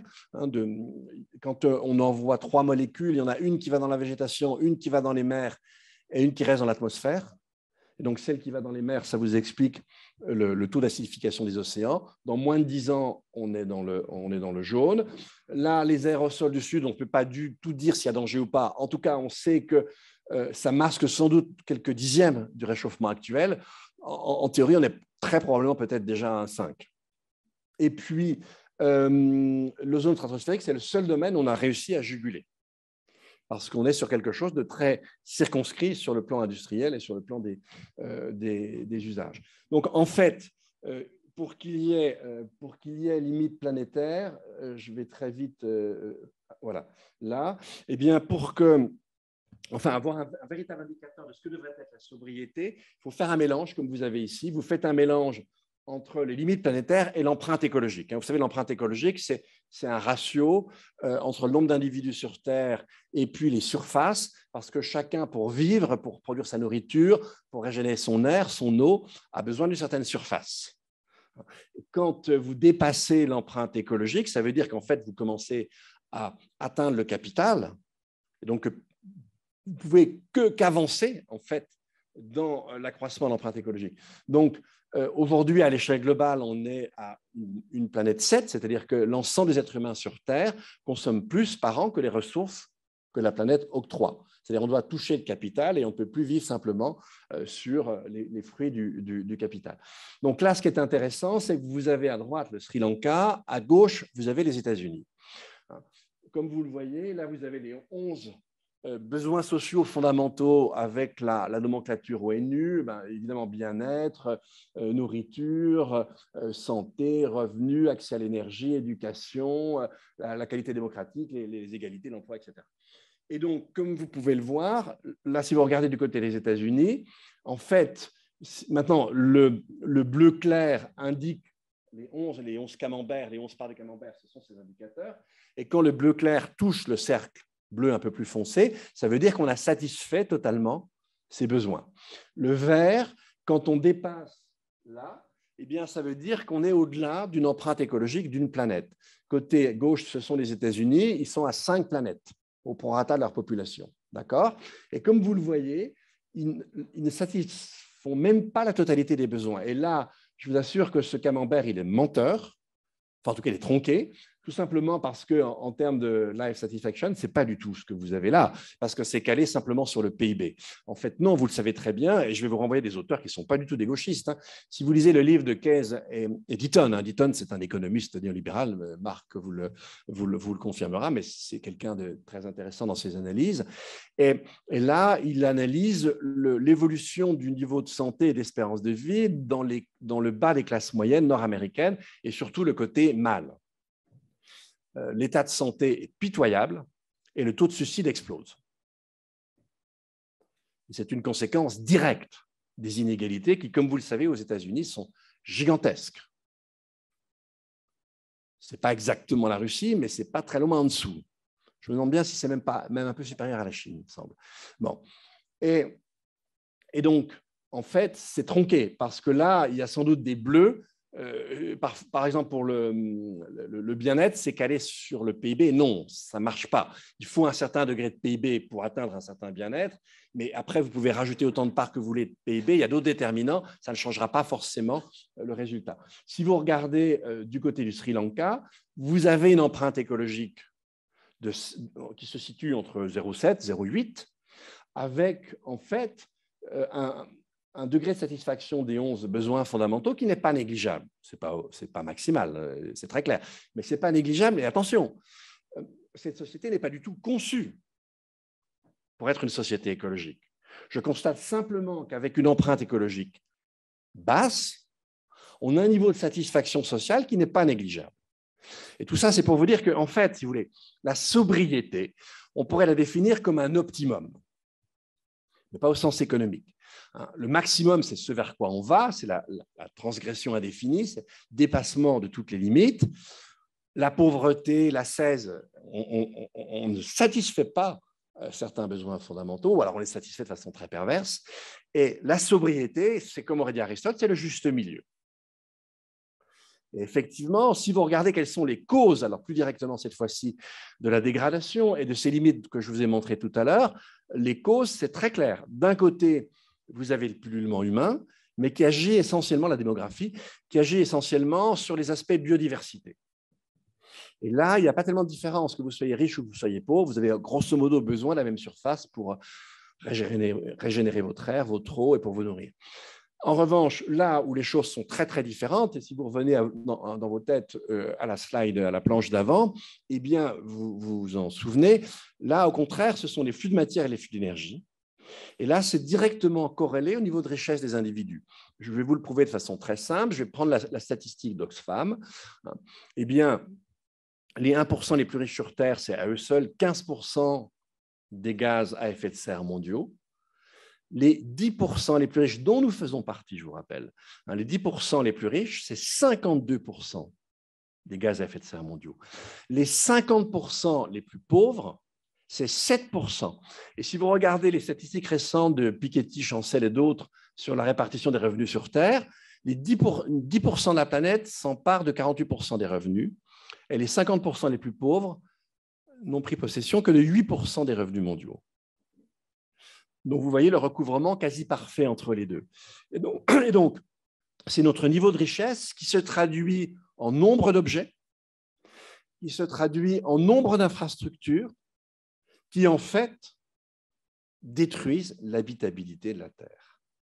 Donc, la sobriété, c'est revenir à une production d'objets moindre, conçus différemment, déjà conçus pour durer, conçus très souvent quand ils sont plus sophistiqués pour être mutualisés. À l'avenir, avoir une voiture individuelle, c'est quelque chose qui me semble assez difficile vu l'état de la planète. Et c'est diminuer aussi les infrastructures, redonner une part plus importante aux sauvages et en termes d'agriculture, d'avoir plutôt une agriculture plus écosystémique, d'agroécologie, qui est beaucoup moins contradictoire, beaucoup moins nuisible aux vivants et qui d'ailleurs encaisse beaucoup mieux le dérèglement climatique. Donc, c'est ça la sobriété. La sobriété, on peut la caler de façon relativement objective avec cet indicateur et on ira de l'aspect matériel aux aspects, alors je dirais, les plus spirituels. Évidemment, ils ne sont pas exclus, surtout pas. Mais c'est en quelque sorte un mixte des deux. On est dans une situation très particulière du genre humain. Aucune génération n'a connu une situation comme celle-là. Et effectivement, on doit faire des jeux que l'on n'a jamais fait. Là, on doit faire un jeu entre le côté spirituel et le côté très matériel des choses, et associer l'un à l'autre. Et je n'ai pas le temps de vous le développer, mais en fait, quand je vous ai parlé de ce sens des limites, vous l'avez indirectement compris, ça n'a rien de religieux. Pourtant, vous avez vu qu'il y a une origine biblique, une Bible un peu tordue, mais quand même, et je n'ai pas le temps de le définir, mais on est dans une certaine forme de spiritualité. C'est-à-dire, nous sommes des êtres spirituels, alors même si aujourd'hui, on a plutôt une spiritualité en creux. Mais en tout cas, c'est bien les deux qu'il va falloir mixer. Et c'est là autour que la question de la sobriété peut se construire. Voilà, je vous remercie de votre attention.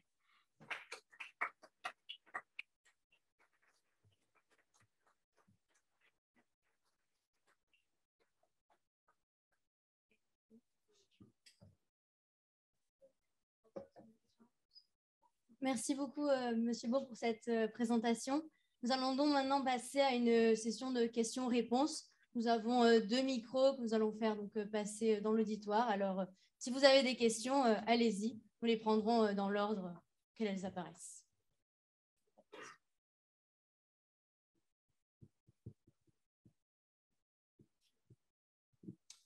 Merci pour cet exposé. Rachel Carson, en 1962, a sorti Printemps silencieux. Silent Spring. Et depuis, on est sourd, on ne veut pas entendre. Comment expliquer à ce point ce déni, surtout depuis quelques années où vraiment le réchauffement climatique, il est là, quoi. Tout à fait. Voilà. Alors, Rachel Carson, 62, c'est les pesticides, notamment le DDT. Et c'est le premier livre de la saga environnementale qui connaît, premièrement, un succès international énorme. Hein, c'est des centaines de milliers d'exemplaires vendus au monde. C'est le premier livre qui a une incidence sur les politiques publiques. C'est d'ailleurs peut-être le seul livre d'écologie qui n'a jamais eu d'incidence sur les politiques publiques. Désolé, Laure, hein, mais bon. Et c'est la raison pour laquelle, en général, les méchants détestent ce livre. Vous allez pouvoir trouver sur les réseaux sociaux, et ça a été repris par un essayiste qui s'appelle Pascal Bruckner, le fait que Rachel Carson est responsable d'1 million de morts parce qu'on aurait interdit le DDT en Afrique. Manque de chance, le DDT n'a jamais été interdit en Afrique. Normalement, il devait l'être en 2020, mais avec la Covid, je ne sais pas s'il l'a été. Je n'ai pas suivi le dossier, mais c'est l'OMS qui exigeait son interdiction à partir de 2020. Donc là, vous avez vraiment un fake destiné à décrédibiliser une des figures de la pensée écologique, une figure féminine extrêmement importante. Et Rachel Carson, alors elle avait déjà une très très belle plume, parce qu'elle était jeune femme, elle n'a pas pu faire sa thèse. Et quand même, les temps ont un peu changé. Et puis, elle va mourir d'un cancer très peu de temps. Et je crois que le livre est publié en 62. Elle décède entre 65 peut-être, oui. Ouais, en tout cas, entre 63 et 65, elle décède d'un cancer qui est déjà déclaré quand elle écrit ce livre. Elle va être vilipendée d'une façon vraiment ignominieuse.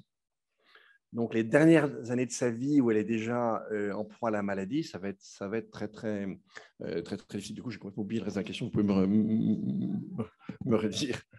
La question, c'est… Ah oui, sur pourquoi on ne fait rien. Alors, oui, voilà. Donc là, tout à fait, tout à fait. Alors là, on est du côté des pesticides. C'est intéressant parce que, si vous voulez, ça illustre quand même parfaitement votre question. Les pesticides… Très peu de temps après, enfin, c'est elle qui va, c'est ce livre, pas seulement parce qu'on a déjà des choses au 19e siècle, mais ce livre va vraiment accentuer l'idée selon laquelle la chimie, c'est pas toujours génial. Je suis sympa. Bon. Et c'est vraiment ce livre qui va le faire. Et en même temps, vous le savez, l'agriculture bio, par exemple, est toujours restée en termes de part de marché assez réduite. Donc là, vous avez une première contradiction qu'on va retrouver pour le climat, c'est-à-dire que dans la conscience, les gens se disent « ouais, les pesticides, c'est dégueulasse et tout, j'en tiens absolument pas compte dans mes achats ». Le climat, c'est pareil. Vous avez 94% des Français qui disent que c'est grave, et comme vous avez remarqué, la question est quasi absente de la campagne électorale. Donc, il y a le même écart. Oui, mais si je vous donne l'exemple précédent, c'est pour vous dire qu'on n'a pas réussi à comprendre l'exemple précédent, on n'est pas non plus le suivant. Bon, alors, dans les réponses qu'on peut quand même donner, c'est que jusqu'à une date récente, 2018, jusqu'à une date récente, le climat, c'est très abstrait. Non seulement c'est abstrait, mais même pour les climatologues, bon, il y a la précocité de certaines cultures, il y a la fonte des glaciers, etc. Mais par exemple, vis-à-vis des événements extrêmes, on ne remarque rien. Le seul domaine où on remarque un peu, c'est qu'on s'aperçoit qu'il y a de plus en plus quand même, dans les cyclones de catégorie 5, il y a de plus en plus de rafales de vent qui excèdent quand même les 200 km/h et il n'y a plus de cyclones de catégorie 5 sans que vous ayez ce genre de rafale. Bon, ça, c'était le seul truc et encore, ça ne sortait pas de ce qu'on connaissait, mais ça rendait plus fréquent ce qu'on connaissait autrefois. Non, c'est vraiment l'année 2018 qui a complètement changé les choses. Et si vous voulez… Avant 2018, vous prenez par exemple quand on habitait l'ouest de l'Europe, on avait une canicule, c'était très rare. Si je reviens avant 2018, on a connu 2003, la fameuse canicule avec ses 70 000 morts à l'échelle européenne. Après, il fallait carrément remonter en 76. Et ensuite, il fallait remonter pendant la Deuxième Guerre mondiale. Donc, c'était rare, les canicules. Et maintenant, vous regardez depuis l'été 2018, lors de l'été boréal, c'est-à-dire de l'hémisphère nord, vous avez systématiquement plusieurs vagues de chaleur très prononcées. Et désormais, vous avez des choses dont on pensait vraiment qu'elles étaient impossibles. Quand vous avez eu, en fin juin 2019, dans un petit village de l'Hérault, alors ça durait que 2 heures sans doute, un maximum de température en France de 46 degrés, là, les climatologues sont tombés par terre. Ils ne s'attendaient absolument pas à ça. Évidemment, on est dans les queues de courbe, les modèles ne nous disent jamais rien là-dessus. Et alors, 2 heures, ça a suffi, parce qu'on est fin juin, pour détruire les feuilles qui n'étaient pas matures, pour faire mourir tous les jeunes plants, et pour la plupart du temps aussi, le début du fruit a été brûlé. Si vous regardez ce qui s'est passé à Lytton, donc à 200 km de Vancouver, là on a une latitude beaucoup plus au nord, et là c'est différent. Vous avez eu un dôme de chaleur, ça a duré très longtemps, avec une température de 49,6 à une latitude qui est celle de l'Écosse. À Voyansk, en Sibérie aussi l'été dernier, vous avez eu, là on est au sud du cercle arctique et au nord de la Sibérie est, et là, on a une température de 48 degrés. Donc, en fait, les endroits sur Terre où on avoisine les températures de 50, voire parfois on les dépasse, c'est désormais partout. Et c'est extrêmement récent. Et je vais vous donner un exemple. Un de mes amis scientifiques du climat, Hervé Le Treut, que vous connaissez peut-être, c'était l'ancien patron de l'IPSL, eh bien, me disait, moi, jusqu'en 2018, voilà, j'adorais mon métier, je suis un physicien, faire des modèles, c'était complètement jouissif. OK, d'accord, mais une fois que je rentrais chez moi, ça n'existait plus. De mentir parce que son épouse est climatologue. Enfin bon. Et il dit, à partir de 2018, alors là, j'ai pris mes modèles en pleine poire. Et ce sur quoi j'ai travaillé pendant 20 ans, c'est devenu réel. D'abstrait, c'est devenu un réel, et j'ai peur. Et j'ai discuté à Bruxelles avec un autre ami climatologue, c'est Michel Crucifix, prédestiné le garçon. Hein. Eh bien, il m'a dit exactement la même chose, la même année, 2018, c'est pareil, j'ai pris mes modèles en pleine poire. Et depuis, je suis éco-anxieux. Quand vous savez qu'il y a 3 jeunes sur 4 au monde qui sont éco-anxieux, si les climatologues de 40 ans ne le sont plus, les amis, on ne peut plus rien espérer en ce bas monde. Hein. Donc, effectivement, l'éco-anxiété a gagné. C'est-à-dire que si vous êtes un individu normal et si vous n'êtes pas éco-anxieux, allez voir votre psychiatre. Mais s'il vous plaît, choisissez-le bien. Alors, donc, du coup, c'est une énigme du comportement humain. Je vous ai dit, on est une espèce bizarre. On est câblé très, très bizarrement. On est câblé pour réagir à un certain type de danger. C'est les dangers qu'on a connus quand on était chasseur-cueilleur et qu'il y a un mammouth qui vous fonçait dessus. Là, il valait mieux se carapater. Hein. Bon. Mais le climat, c'est trop abstrait. Et en plus, il y a des phénomènes qui sont des phénomènes très bizarres. On a eu ce phénomène-là avec Cynthia. Donc, ce n'est pas très loin d'ici. On l'a eu, ça m'a été confirmé pour l'Allemagne. Là, en fait, les gens qui ont vécu les inondations allemandes de juillet dernier veulent absolument se persuader que ça n'a rien à voir avec le changement climatique. Comme pour Cynthia. C'est très simple à comprendre. Si à Cynthia, vous dites que c'est le changement climatique, vous ne revenez pas dans votre maison. Or, vous voulez revenir dans votre maison. Si en Allemagne, vous avez vu le sol qui a perdu 10 mètres juste dans la rue d'à côté, et si vous dites que c'est le changement climatique, ça va revenir. Donc, c'est hyper angoissant. Si vous voulez, nous sommes des petites bestioles relativement fragiles et c'est assez tordu. Donc, c'est la seule réponse que j'ai à vous donner, j'en suis désolé.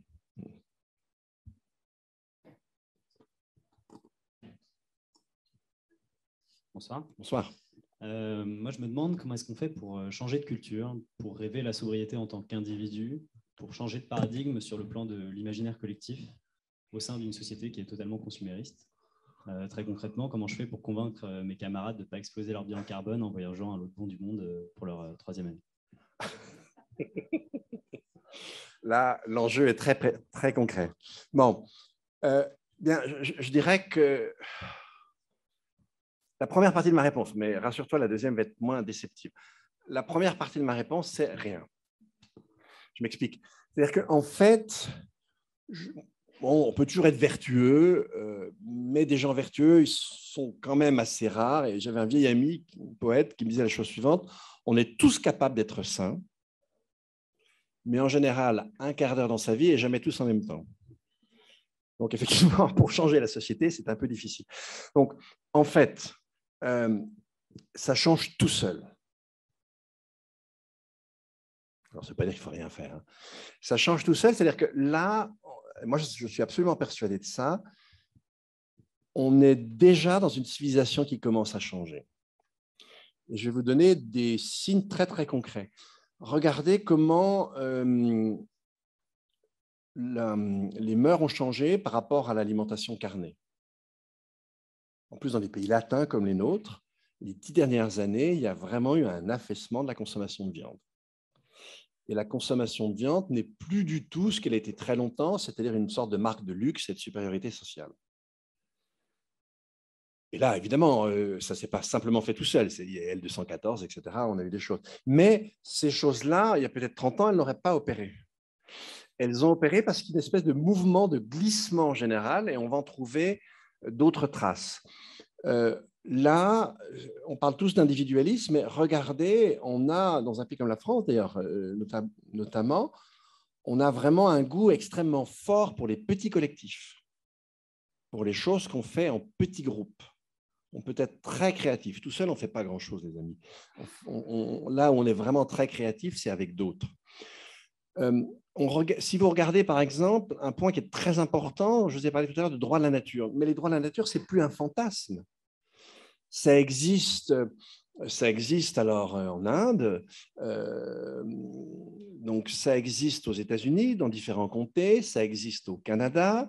En Nouvelle-Zélande, là, c'est le fleuve Wangani, donc c'est un fleuve sacré pour les Maoris, qui a obtenu la personnalité juridique avec un système politique de cogestion entre le ou la, en l'occurrence aujourd'hui la première ministre, et puis un groupe de Maoris. Si vous regardez la loi française, alors vous avez le code de l'environnement de l'île Loyauté, là on est chez les Kanaks, donc c'est tout à fait normal. Là où il reste une présence de ce qu'ont été les peuples premiers, pour un peuple premier, mon identité est absolument inséparable des paysages qui m'entourent. Il y a un écrivain américain dont j'ai oublié le nom qui raconte cette histoire. Il est avec un ami aborigène. Ils sont sur un pick-up. Donc un pick-up, ça roule à 40 km/h dans le désert. Hein, et quand on marche, c'est à 5 km/h. Donc l'aborigène, il parle comme ça. Parce qu'il lui raconte tout ce qu'il voit. Parce qu'en lui racontant ce qu'il voit, il se raconte lui. Et donc, évidemment, sur l'île Loyauté, vous avez un code de l'environnement où les Kanaks ont fait reconnaître ce qu'ils appellent leur principe d'identité. Je suis ma rivière. Là, j'ai rédigé une préface pour un livre d'une anthropologue. Et elle raconte la vie d'Albertina, qui était une indienne, amérindienne, les Jivaro, et qui était un leader extrêmement important pour la cause féminine chez les Amérindiennes. Et elle raconte, quand elle était petite, qu'elle était enveloppée de feuilles et non pas de langes. Et elle raconte toute son enfance. Son enfance, c'est sans cesse avec la nature. La nature, elle n'est pas sale, elle n'est pas agressive. Elle est pour elle protectrice. Donc, il y a une espèce d'osmose qu'on a perdue, nous, c'est une longue histoire, mais qu'on a perdue. Et si vous regardez même les Français, donc nous, dans le genre cartésien, on est des bousillards de nature. Hein, bon. Eh bien, même nous, regardez la loi qui a... Alors, je crois que c'est dans une loi plus générale sur la biodiversité, mais en tout cas, elle a fait suite à l'affaire de l'Erika. Et en droit français, désormais, on reconnaît aujourd'hui le préjudice écologique. Et on définit un préjudice écologique comme un préjudice qui n'affecte aucun bien approprié, ni aucun sujet propriétaire. Donc, c'est précisément un préjudice écologique qui concerne la nature. Si je regarde sur le plan de la pensée, le plan de la littérature, etc., alors ça, c'est le livre que j'ai publié avec ma collègue et amie Sophie, ce qu'on a essayé de mettre en avant, c'est que dans notre culture d'aujourd'hui, on a un nouveau paradigme, un substrat de civilisation qui est en train d'émerger. Et ça, on est absolument, au moins tous les deux, et peut-être quelques lecteurs, absolument persuadés de ça. C'est pour ça que je vous dis que ça se fait tout seul. Le seul problème, c'est qu'il faudrait que ça aille très vite.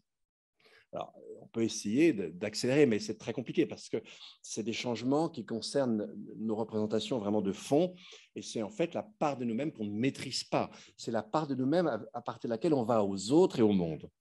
Donc, on n'a pas d'impact dessus, mais ça change tout seul. Et quand vous regardez, par exemple, simplement la sensibilité qu'on a aujourd'hui au végétal, aux arbres, c'est extraordinaire comme ça a changé en quelques années. Hein, la pratique japonaise récente, qui date des années 60, où on se soigne par des bains de forêt, elle se répand ici. Moi, je me souviens d'avoir animé un stage de terre éveil, donc à partir des travaux de Johanna Messi. C'était avec beaucoup d'étudiantes et d'étudiants de l'EPFL. Il y avait un étudiant qui faisait une thèse en mécanique. Je ne sais pas si vous voyez, un étudiant une thèse en mécanique, quand il nous voyait aller près des arbres, il était complètement cinglé. Et quand on est parti au bout de 10 jours, on a dû l'arracher à son arbre. Donc, on peut arriver un peu à changer les choses quand même. Voilà. Y a-t-il une autre question? Ah, je vois des mains qui se lèvent à droite. Je ne sais pas laquelle des deux a levé la main en premier. Je n'ai pas vu non plus, mais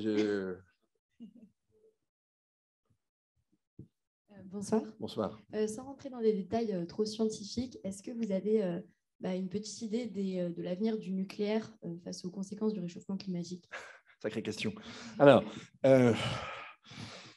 c'est une question qui est assez compliquée.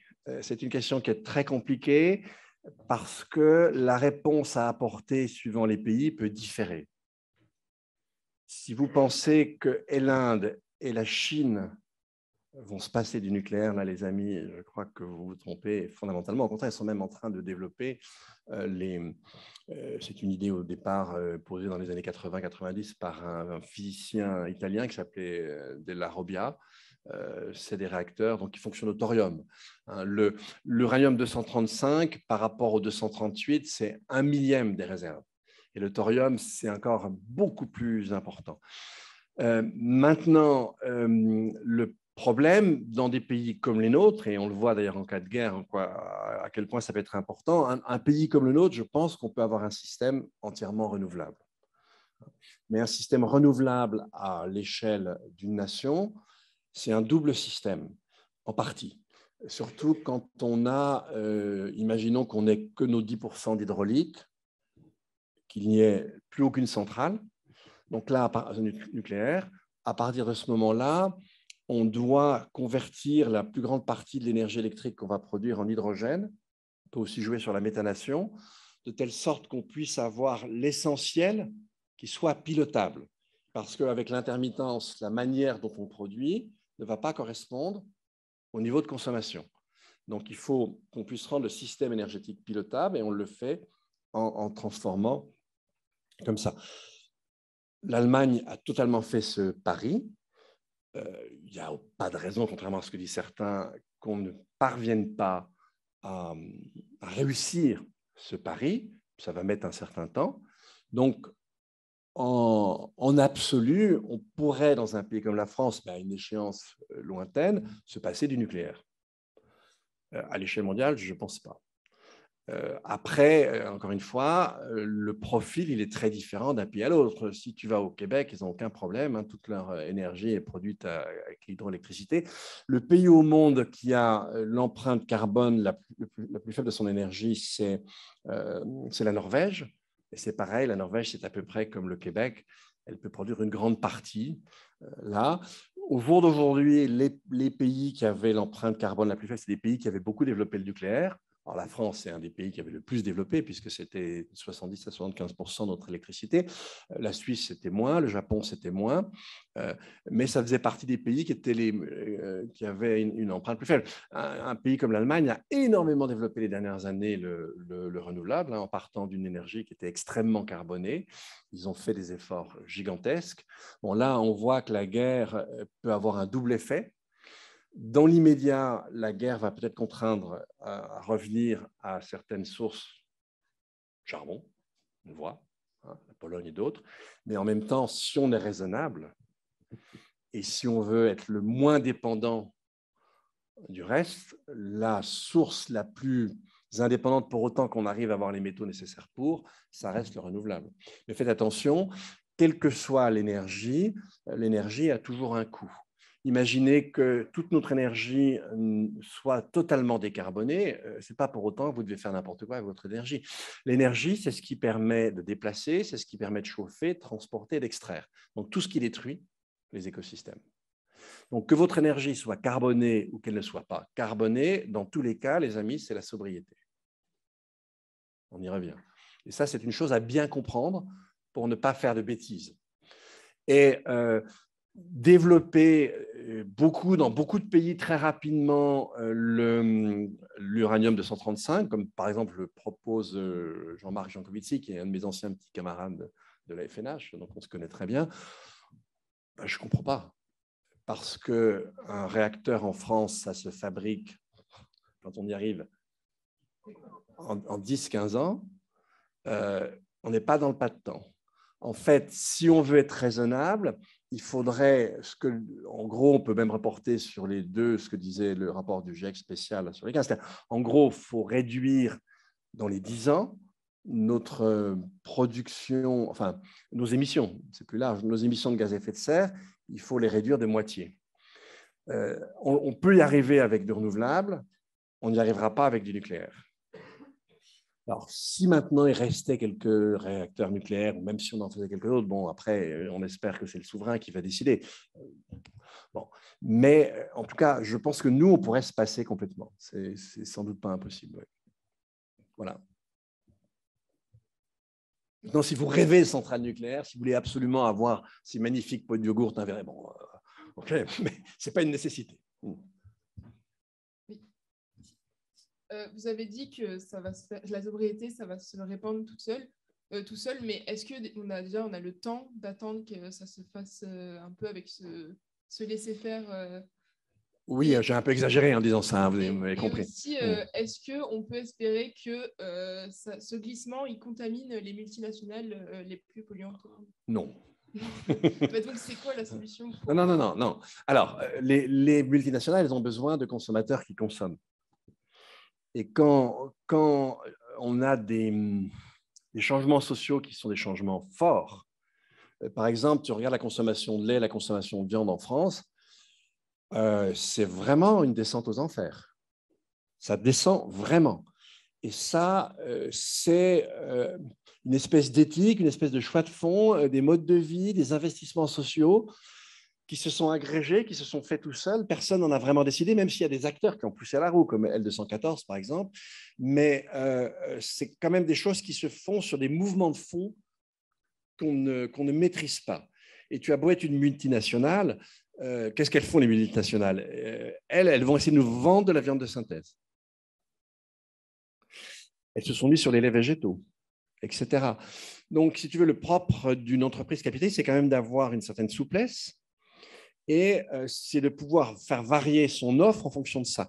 Donc, non, il y a à la fois, on a un changement, on a une espèce de changement de fond, mais ce changement de fond, il n'exclut pas un combat politique et un combat citoyen. C'est les deux à la fois. Mais ce combat citoyen, s'il ne pouvait pas s'appuyer sur ce changement de fond, il n'aurait pas la même puissance de transformation. En fait, là, il y a un certain type de combat citoyen. Il y en a d'autres, ce n'est pas tout à fait ça. Si tu vas voir les groupes identitaires, on n'est pas du tout sur la même longueur d'onde. Mais là, il s'appuie sur un mouvement de fond qu'on constate depuis 20 ou 30 ans. Ce n'est pas du flanc. On voit bien qu'il y a des choses vraiment au fond de la société qui sont en train de bouger. Et donc, bien sûr, il y a certains combats politiques qui peuvent le permettre. Et ils sont vitaux, ces combats-là, parce qu'ils permettent d'aller plus vite, effectivement, d'accélérer sur la base de quelque chose qui existe. Donc, s'il y a à faire ça, s'il y a quelque chose à faire, c'est effectivement ça qu'il y a à faire. Mais si tu veux, c'est un combat pérenne. En fait, le problème, je pourrais en faisant un petit excursus médiéval, j'ai un collègue et ami qui s'intéresse à la généalogie de l'économie. Et il a exhumé un traité qui est un traité du XIIIe siècle d'un moine franciscain qui s'appelait Pierre de Jean Olivie. Pierre de Jean Olivie, c'était le confesseur des marchands. Donc lui, il confesse les marchands avec sa grille chrétienne et il désespère. Parce que franchement, les marchands, ça marche pas, quoi. Ils sont pas très chrétiens. Et donc il dit quand même, il faut sauver leur âme. Et donc, du coup, il va dégager deux choses. Il va se dire, non, le comportement économique, c'est un comportement spécial. On va demander à Marc de fermer ses oreilles. C'est un comportement spécial et il faut le comprendre avec des règles propres. Et il va justement, lui, il va mettre sur pied des règles de morale économique. Et quand on dit aux gens on va dépasser le capitalisme, ça, pour moi, ça n'a franchement aucun sens. La seule chose qu'on peut faire, et ça suffira largement, c'est de réenchasser dans des règles morales l'économie. Aujourd'hui, si tu prends les règles de l'économie néoclassique, tu vas devenir un champion du trafic d'organes et du trafic d'esclaves. Tu sauras l'optimiser. Quel que soit le domaine dans lequel tu vas aller, tu vas pouvoir optimiser. En fait, il faut revenir à une science économique qui est une science sociale et morale. Et quand tu regardes les traités d'économie encore du début du XVIIIe, et il en a exhumé quelques-uns, c'est assez intéressant. On retrouve la même chose que chez Pierre de Jean Olivier. C'est-à-dire, oui, on va faire du commerce, mais à condition que ça ne laisse pas les plus faibles, à condition que ceci, à condition que cela. C'est-à-dire que les activités économiques doivent s'enchasser à l'intérieur de règles morales. Et on a vu que ces règles morales, elles vont au-delà des droits des individus, elles vont toucher le vivant en général, elles vont toucher les écosystèmes, elles vont toucher l'humanité. L'humanité, ce n'est pas les individus. Il y a certains comportements des individus qui peuvent mettre en danger l'humanité. Et puis, de toute façon, toutes les possibilités individuelles présupposent des communs. Si tu vas pouvoir exprimer une pensée de façon plus détaillée, c'est parce que tu as la langue. La langue, elle n'appartient à personne, c'est un commun. Et le climat, c'est pareil. Un commun, c'est quelque chose qui n'appartient à personne, mais qui permet au talent de tous de pouvoir s'exprimer et se développer. D'où l'importance de porter soin au commun. Et là, aujourd'hui, on a une économie, parce qu'elle est étrangère à toute règle morale que ce soit, est en train de détruire les communs. Et donc, il faut réenchasser moralement, j'insiste sur le mot, alors ça présuppose aussi des lois politiquement, l'économie. Et c'est ça, sortir du capitalisme. C'est tout simplement remoraliser et rélégiférer par rapport aux activités économiques. Et si on ne sait pas faire ça, eh bien, vous le voyez, on va passer partout au rouge et on va avoir une vie sur Terre hautement dégradée. Et ça se joue dans les 10-15 ans. Donc, à la fois, on a des choses à faire, mais à la fois, on va s'appuyer sur des choses qui existent dans la société, sur des choses de fond, qui font que quand on propose ça, on apparaît de moins en moins zinzin. Moi qui suis les questions d'environnement depuis 30 ans, je peux te dire qu'au début, quand je me suis intéressé à ça, mais tout le monde m'a dit « mais t'es un crétin. Qu'est-ce que tu fais en tant que philosophe à t'intéresser à ce machin débile qu'est l'écologie ?» Maintenant, plus personne ne dit ça. Et on s'aperçoit au contraire que dans le champ de la philosophie, à partir des questions écologiques, on repense la métaphysique, la morale, la politique, on peut reprendre toutes les questions.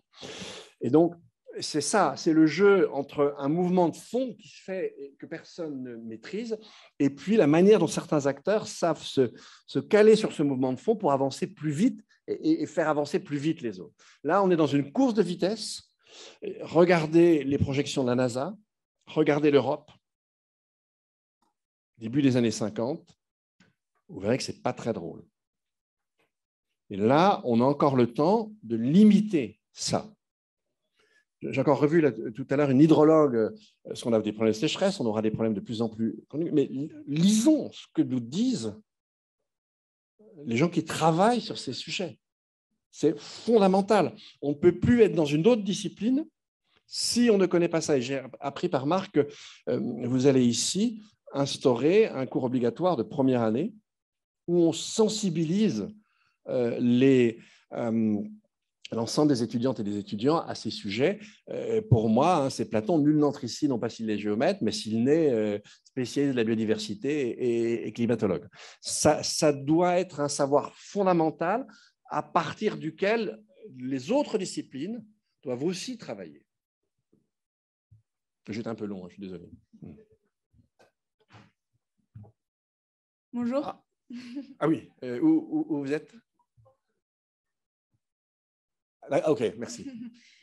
Bonjour, déjà merci d'être là et d'animer cette conférence. Donc, pour continuer sur cet aspect un peu plus philosophique et sur notre rapport à la sobriété, d'un point de vue historique, vous disiez qu'on se limitait auparavant par Dieu, puis qu'on s'est permis l'infini par ce ce désenchantement du monde, pardon, et ce déclin du religieux. Est-ce que vous pensez que pour parvenir à être en phase avec ses besoins et son rapport avec la sobriété, il faudrait à présent cultiver plutôt sa spiritualité à l'échelle des sociétés et en particulier au travers de l'éducation? C'est ce qu'on est déjà en train de faire. Ce que je vous disais tout à l'heure sur la relation au végétal, ce que je vous disais sur la relation au vivant, on voit bien que c'est une façon d'appréhender le monde qui nous entoure de façon très différente.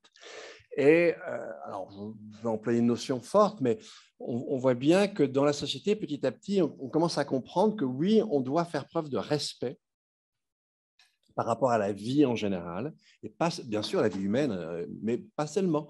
Les autres formes de vie, les végétaux, les écosystèmes, on voit bien que ça, c'est ce qu'on peut appeler une spiritualité, c'est-à-dire c'est une façon de comprendre notre relation au monde qui nous entoure. Et on voit que c'est en train de changer. C'est déjà en train de changer.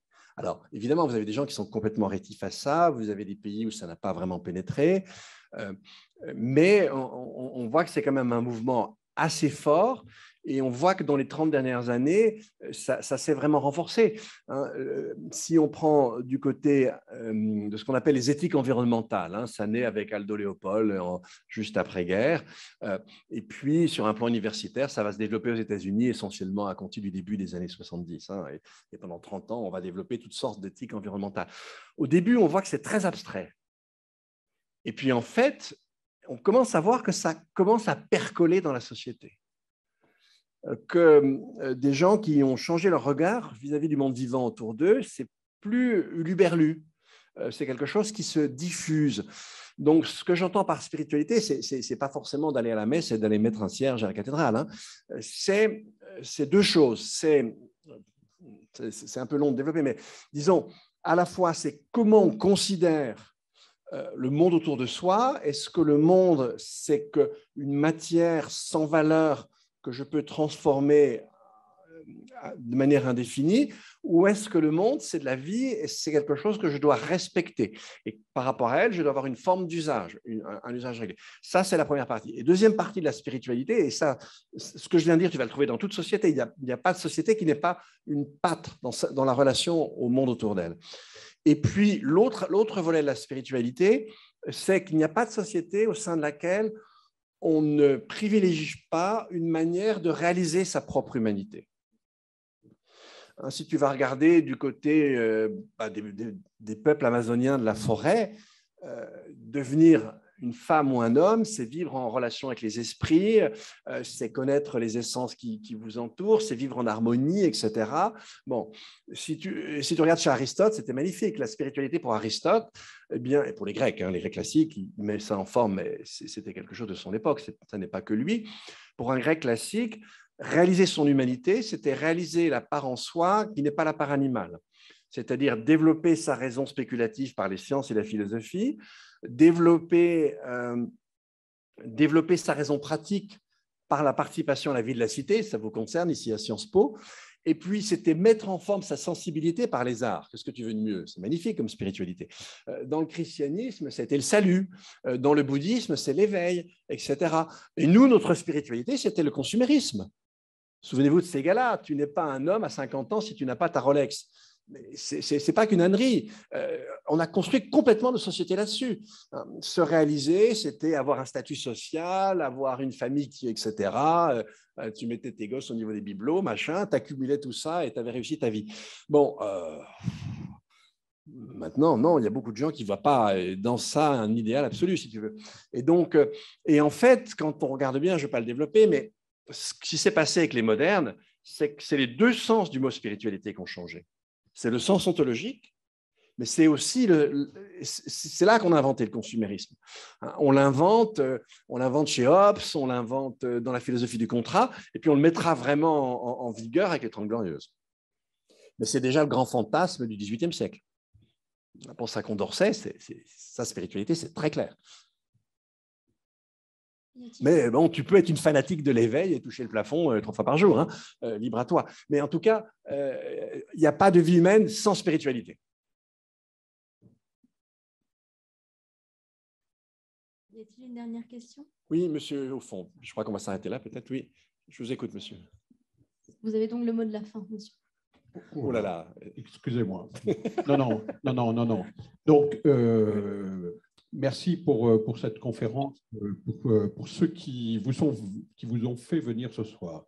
Il m'est arrivé dans ma vie, j'ai 60 ans et plus, il m'est arrivé dans ma vie de travailler avec des sénateurs comme Leïla Aichi ou bien Ronan Dantec, sénateur de Nantes, spécialiste du climat. Leïla Aichi a beaucoup travaillé sur le livre blanc de la défense à l'échelle planétaire qui devrait permettre d'intégrer la notion des ressources épuisables, etc., dans le concept industriel militaire. Est-ce qu'il y a encore des recherches comme cela? Moi, je suis retiré maintenant de tout cela. Est-ce qu'il existe encore des creusets internationaux de recherche très intéressantes et très encourageantes? Et puis la deuxième chose que je voudrais dire, eh bien, j'ai travaillé pendant 7 ans sur le Châtel-Rodet, là, juste à côté de Poitiers, sur la modélisation de la rénovation du bâti, avec les artisans, les banquiers, etc. On s'est aperçu qu'il nous manquait 5 fois le budget nécessaire pour aboutir à notre fin. Ouais. Et en 2017 et ensuite, j'avais dit aux élus des collectivités locales, tant que l'Union nationale est là avec M. Macron vient d'être élu, c'est l'Union nationale, nous allons être efficaces, allons-y, nous allons rénover le bâti. Ouais. Eh bien, aujourd'hui, en 2022, le compte n'y est pas. C'est moins qu'on puisse dire. Qu'est-ce qui s'est passé? Et qu'est-ce qu'il se passe? Et qu'est-ce qu'il peut se passer? Merci. Alors, je vais déjà répondre à la première partie de la question parce que c'est plus neutre et plus, voilà, moins délicat. Je ne sais pas si je répondrai à l'autre partie de la question. Mais pour la première, souvenez-vous, durant l'ère républicaine aux États-Unis, hein, lorsqu'on a eu Bush fils et après même Donald Trump, le seul endroit aux États-Unis dans l'administration où on prenait au sérieux la question du climat, c'était le Pentagone. Parce qu'ils ont bien compris que ce qui nous arrive, et ils suivent ça très très près, va complètement déstabiliser la planète. Et d'ailleurs, moi, je me suis interrogé sur le fait de savoir si la guerre de Poutine, ce n'était pas le début du fascisme climatique. C'est-à-dire, la situation va devenir tellement dure, bazardons tous les principes, redevenons barbares, et allons-y. Et quand on voit la manière dont Modi et Xi Jinping se sont abstenus de condamner la Russie, on peut se demander s'il n'y a pas un peu quelque chose comme ça. Donc effectivement, depuis très longtemps, les armées sont très sensibles à ce sujet-là parce qu'elles savent très pertinemment que ça va déstabiliser les sociétés. Et quand vous avez déstabilisation des sociétés, vous avez un danger de conflit. Ça, c'est pour la première partie de la réponse. Alors, je vais essayer de ne pas être trop partisan pour la deuxième partie, si vous voulez. On a quand même un président de la République qui est par certains côtés quand même un peu… Il a une politique, disons, on en parlait avec Marc, mais ce n'est pas du tout la position de Marc, mais, non, mais vous allez voir ce que je veux dire, d'économiste néoclassique pur et dur. Et en fait, je pense que lui, il est persuadé qu'il y aura des solutions techniques au changement climatique, etc. Et je n'arrive pas à… C'est quand même un garçon qui est assez jeune, je n'arrive pas à voir une autre explication d'une inaction aussi évidente après 5 ans et un usage aussi éhonté du sujet dans l'espace public et notamment sur la scène internationale. Voilà, attends, je me trompe peut-être, hein, et peut-être suis-je trop partisan, je n'en sais rien, mais voilà, je donne très sincèrement mon analyse. Donc, ce n'est pas une critique simplement ad hominem, je pense qu'il a une culture et qui colle complètement à cette culture, et que pour lui, les solutions techniques viendront plus tard et qu'il n'y a pas de souci à se faire. Je suppose. Sinon, j'ai du mal à m'expliquer, effectivement, une telle inaction. D'accord. Bon, je pense que du coup, voilà, on est arrivé au terme des questions et puis de la soirée. Donc, merci beaucoup, Dominique Bourg. Et merci beaucoup à vous.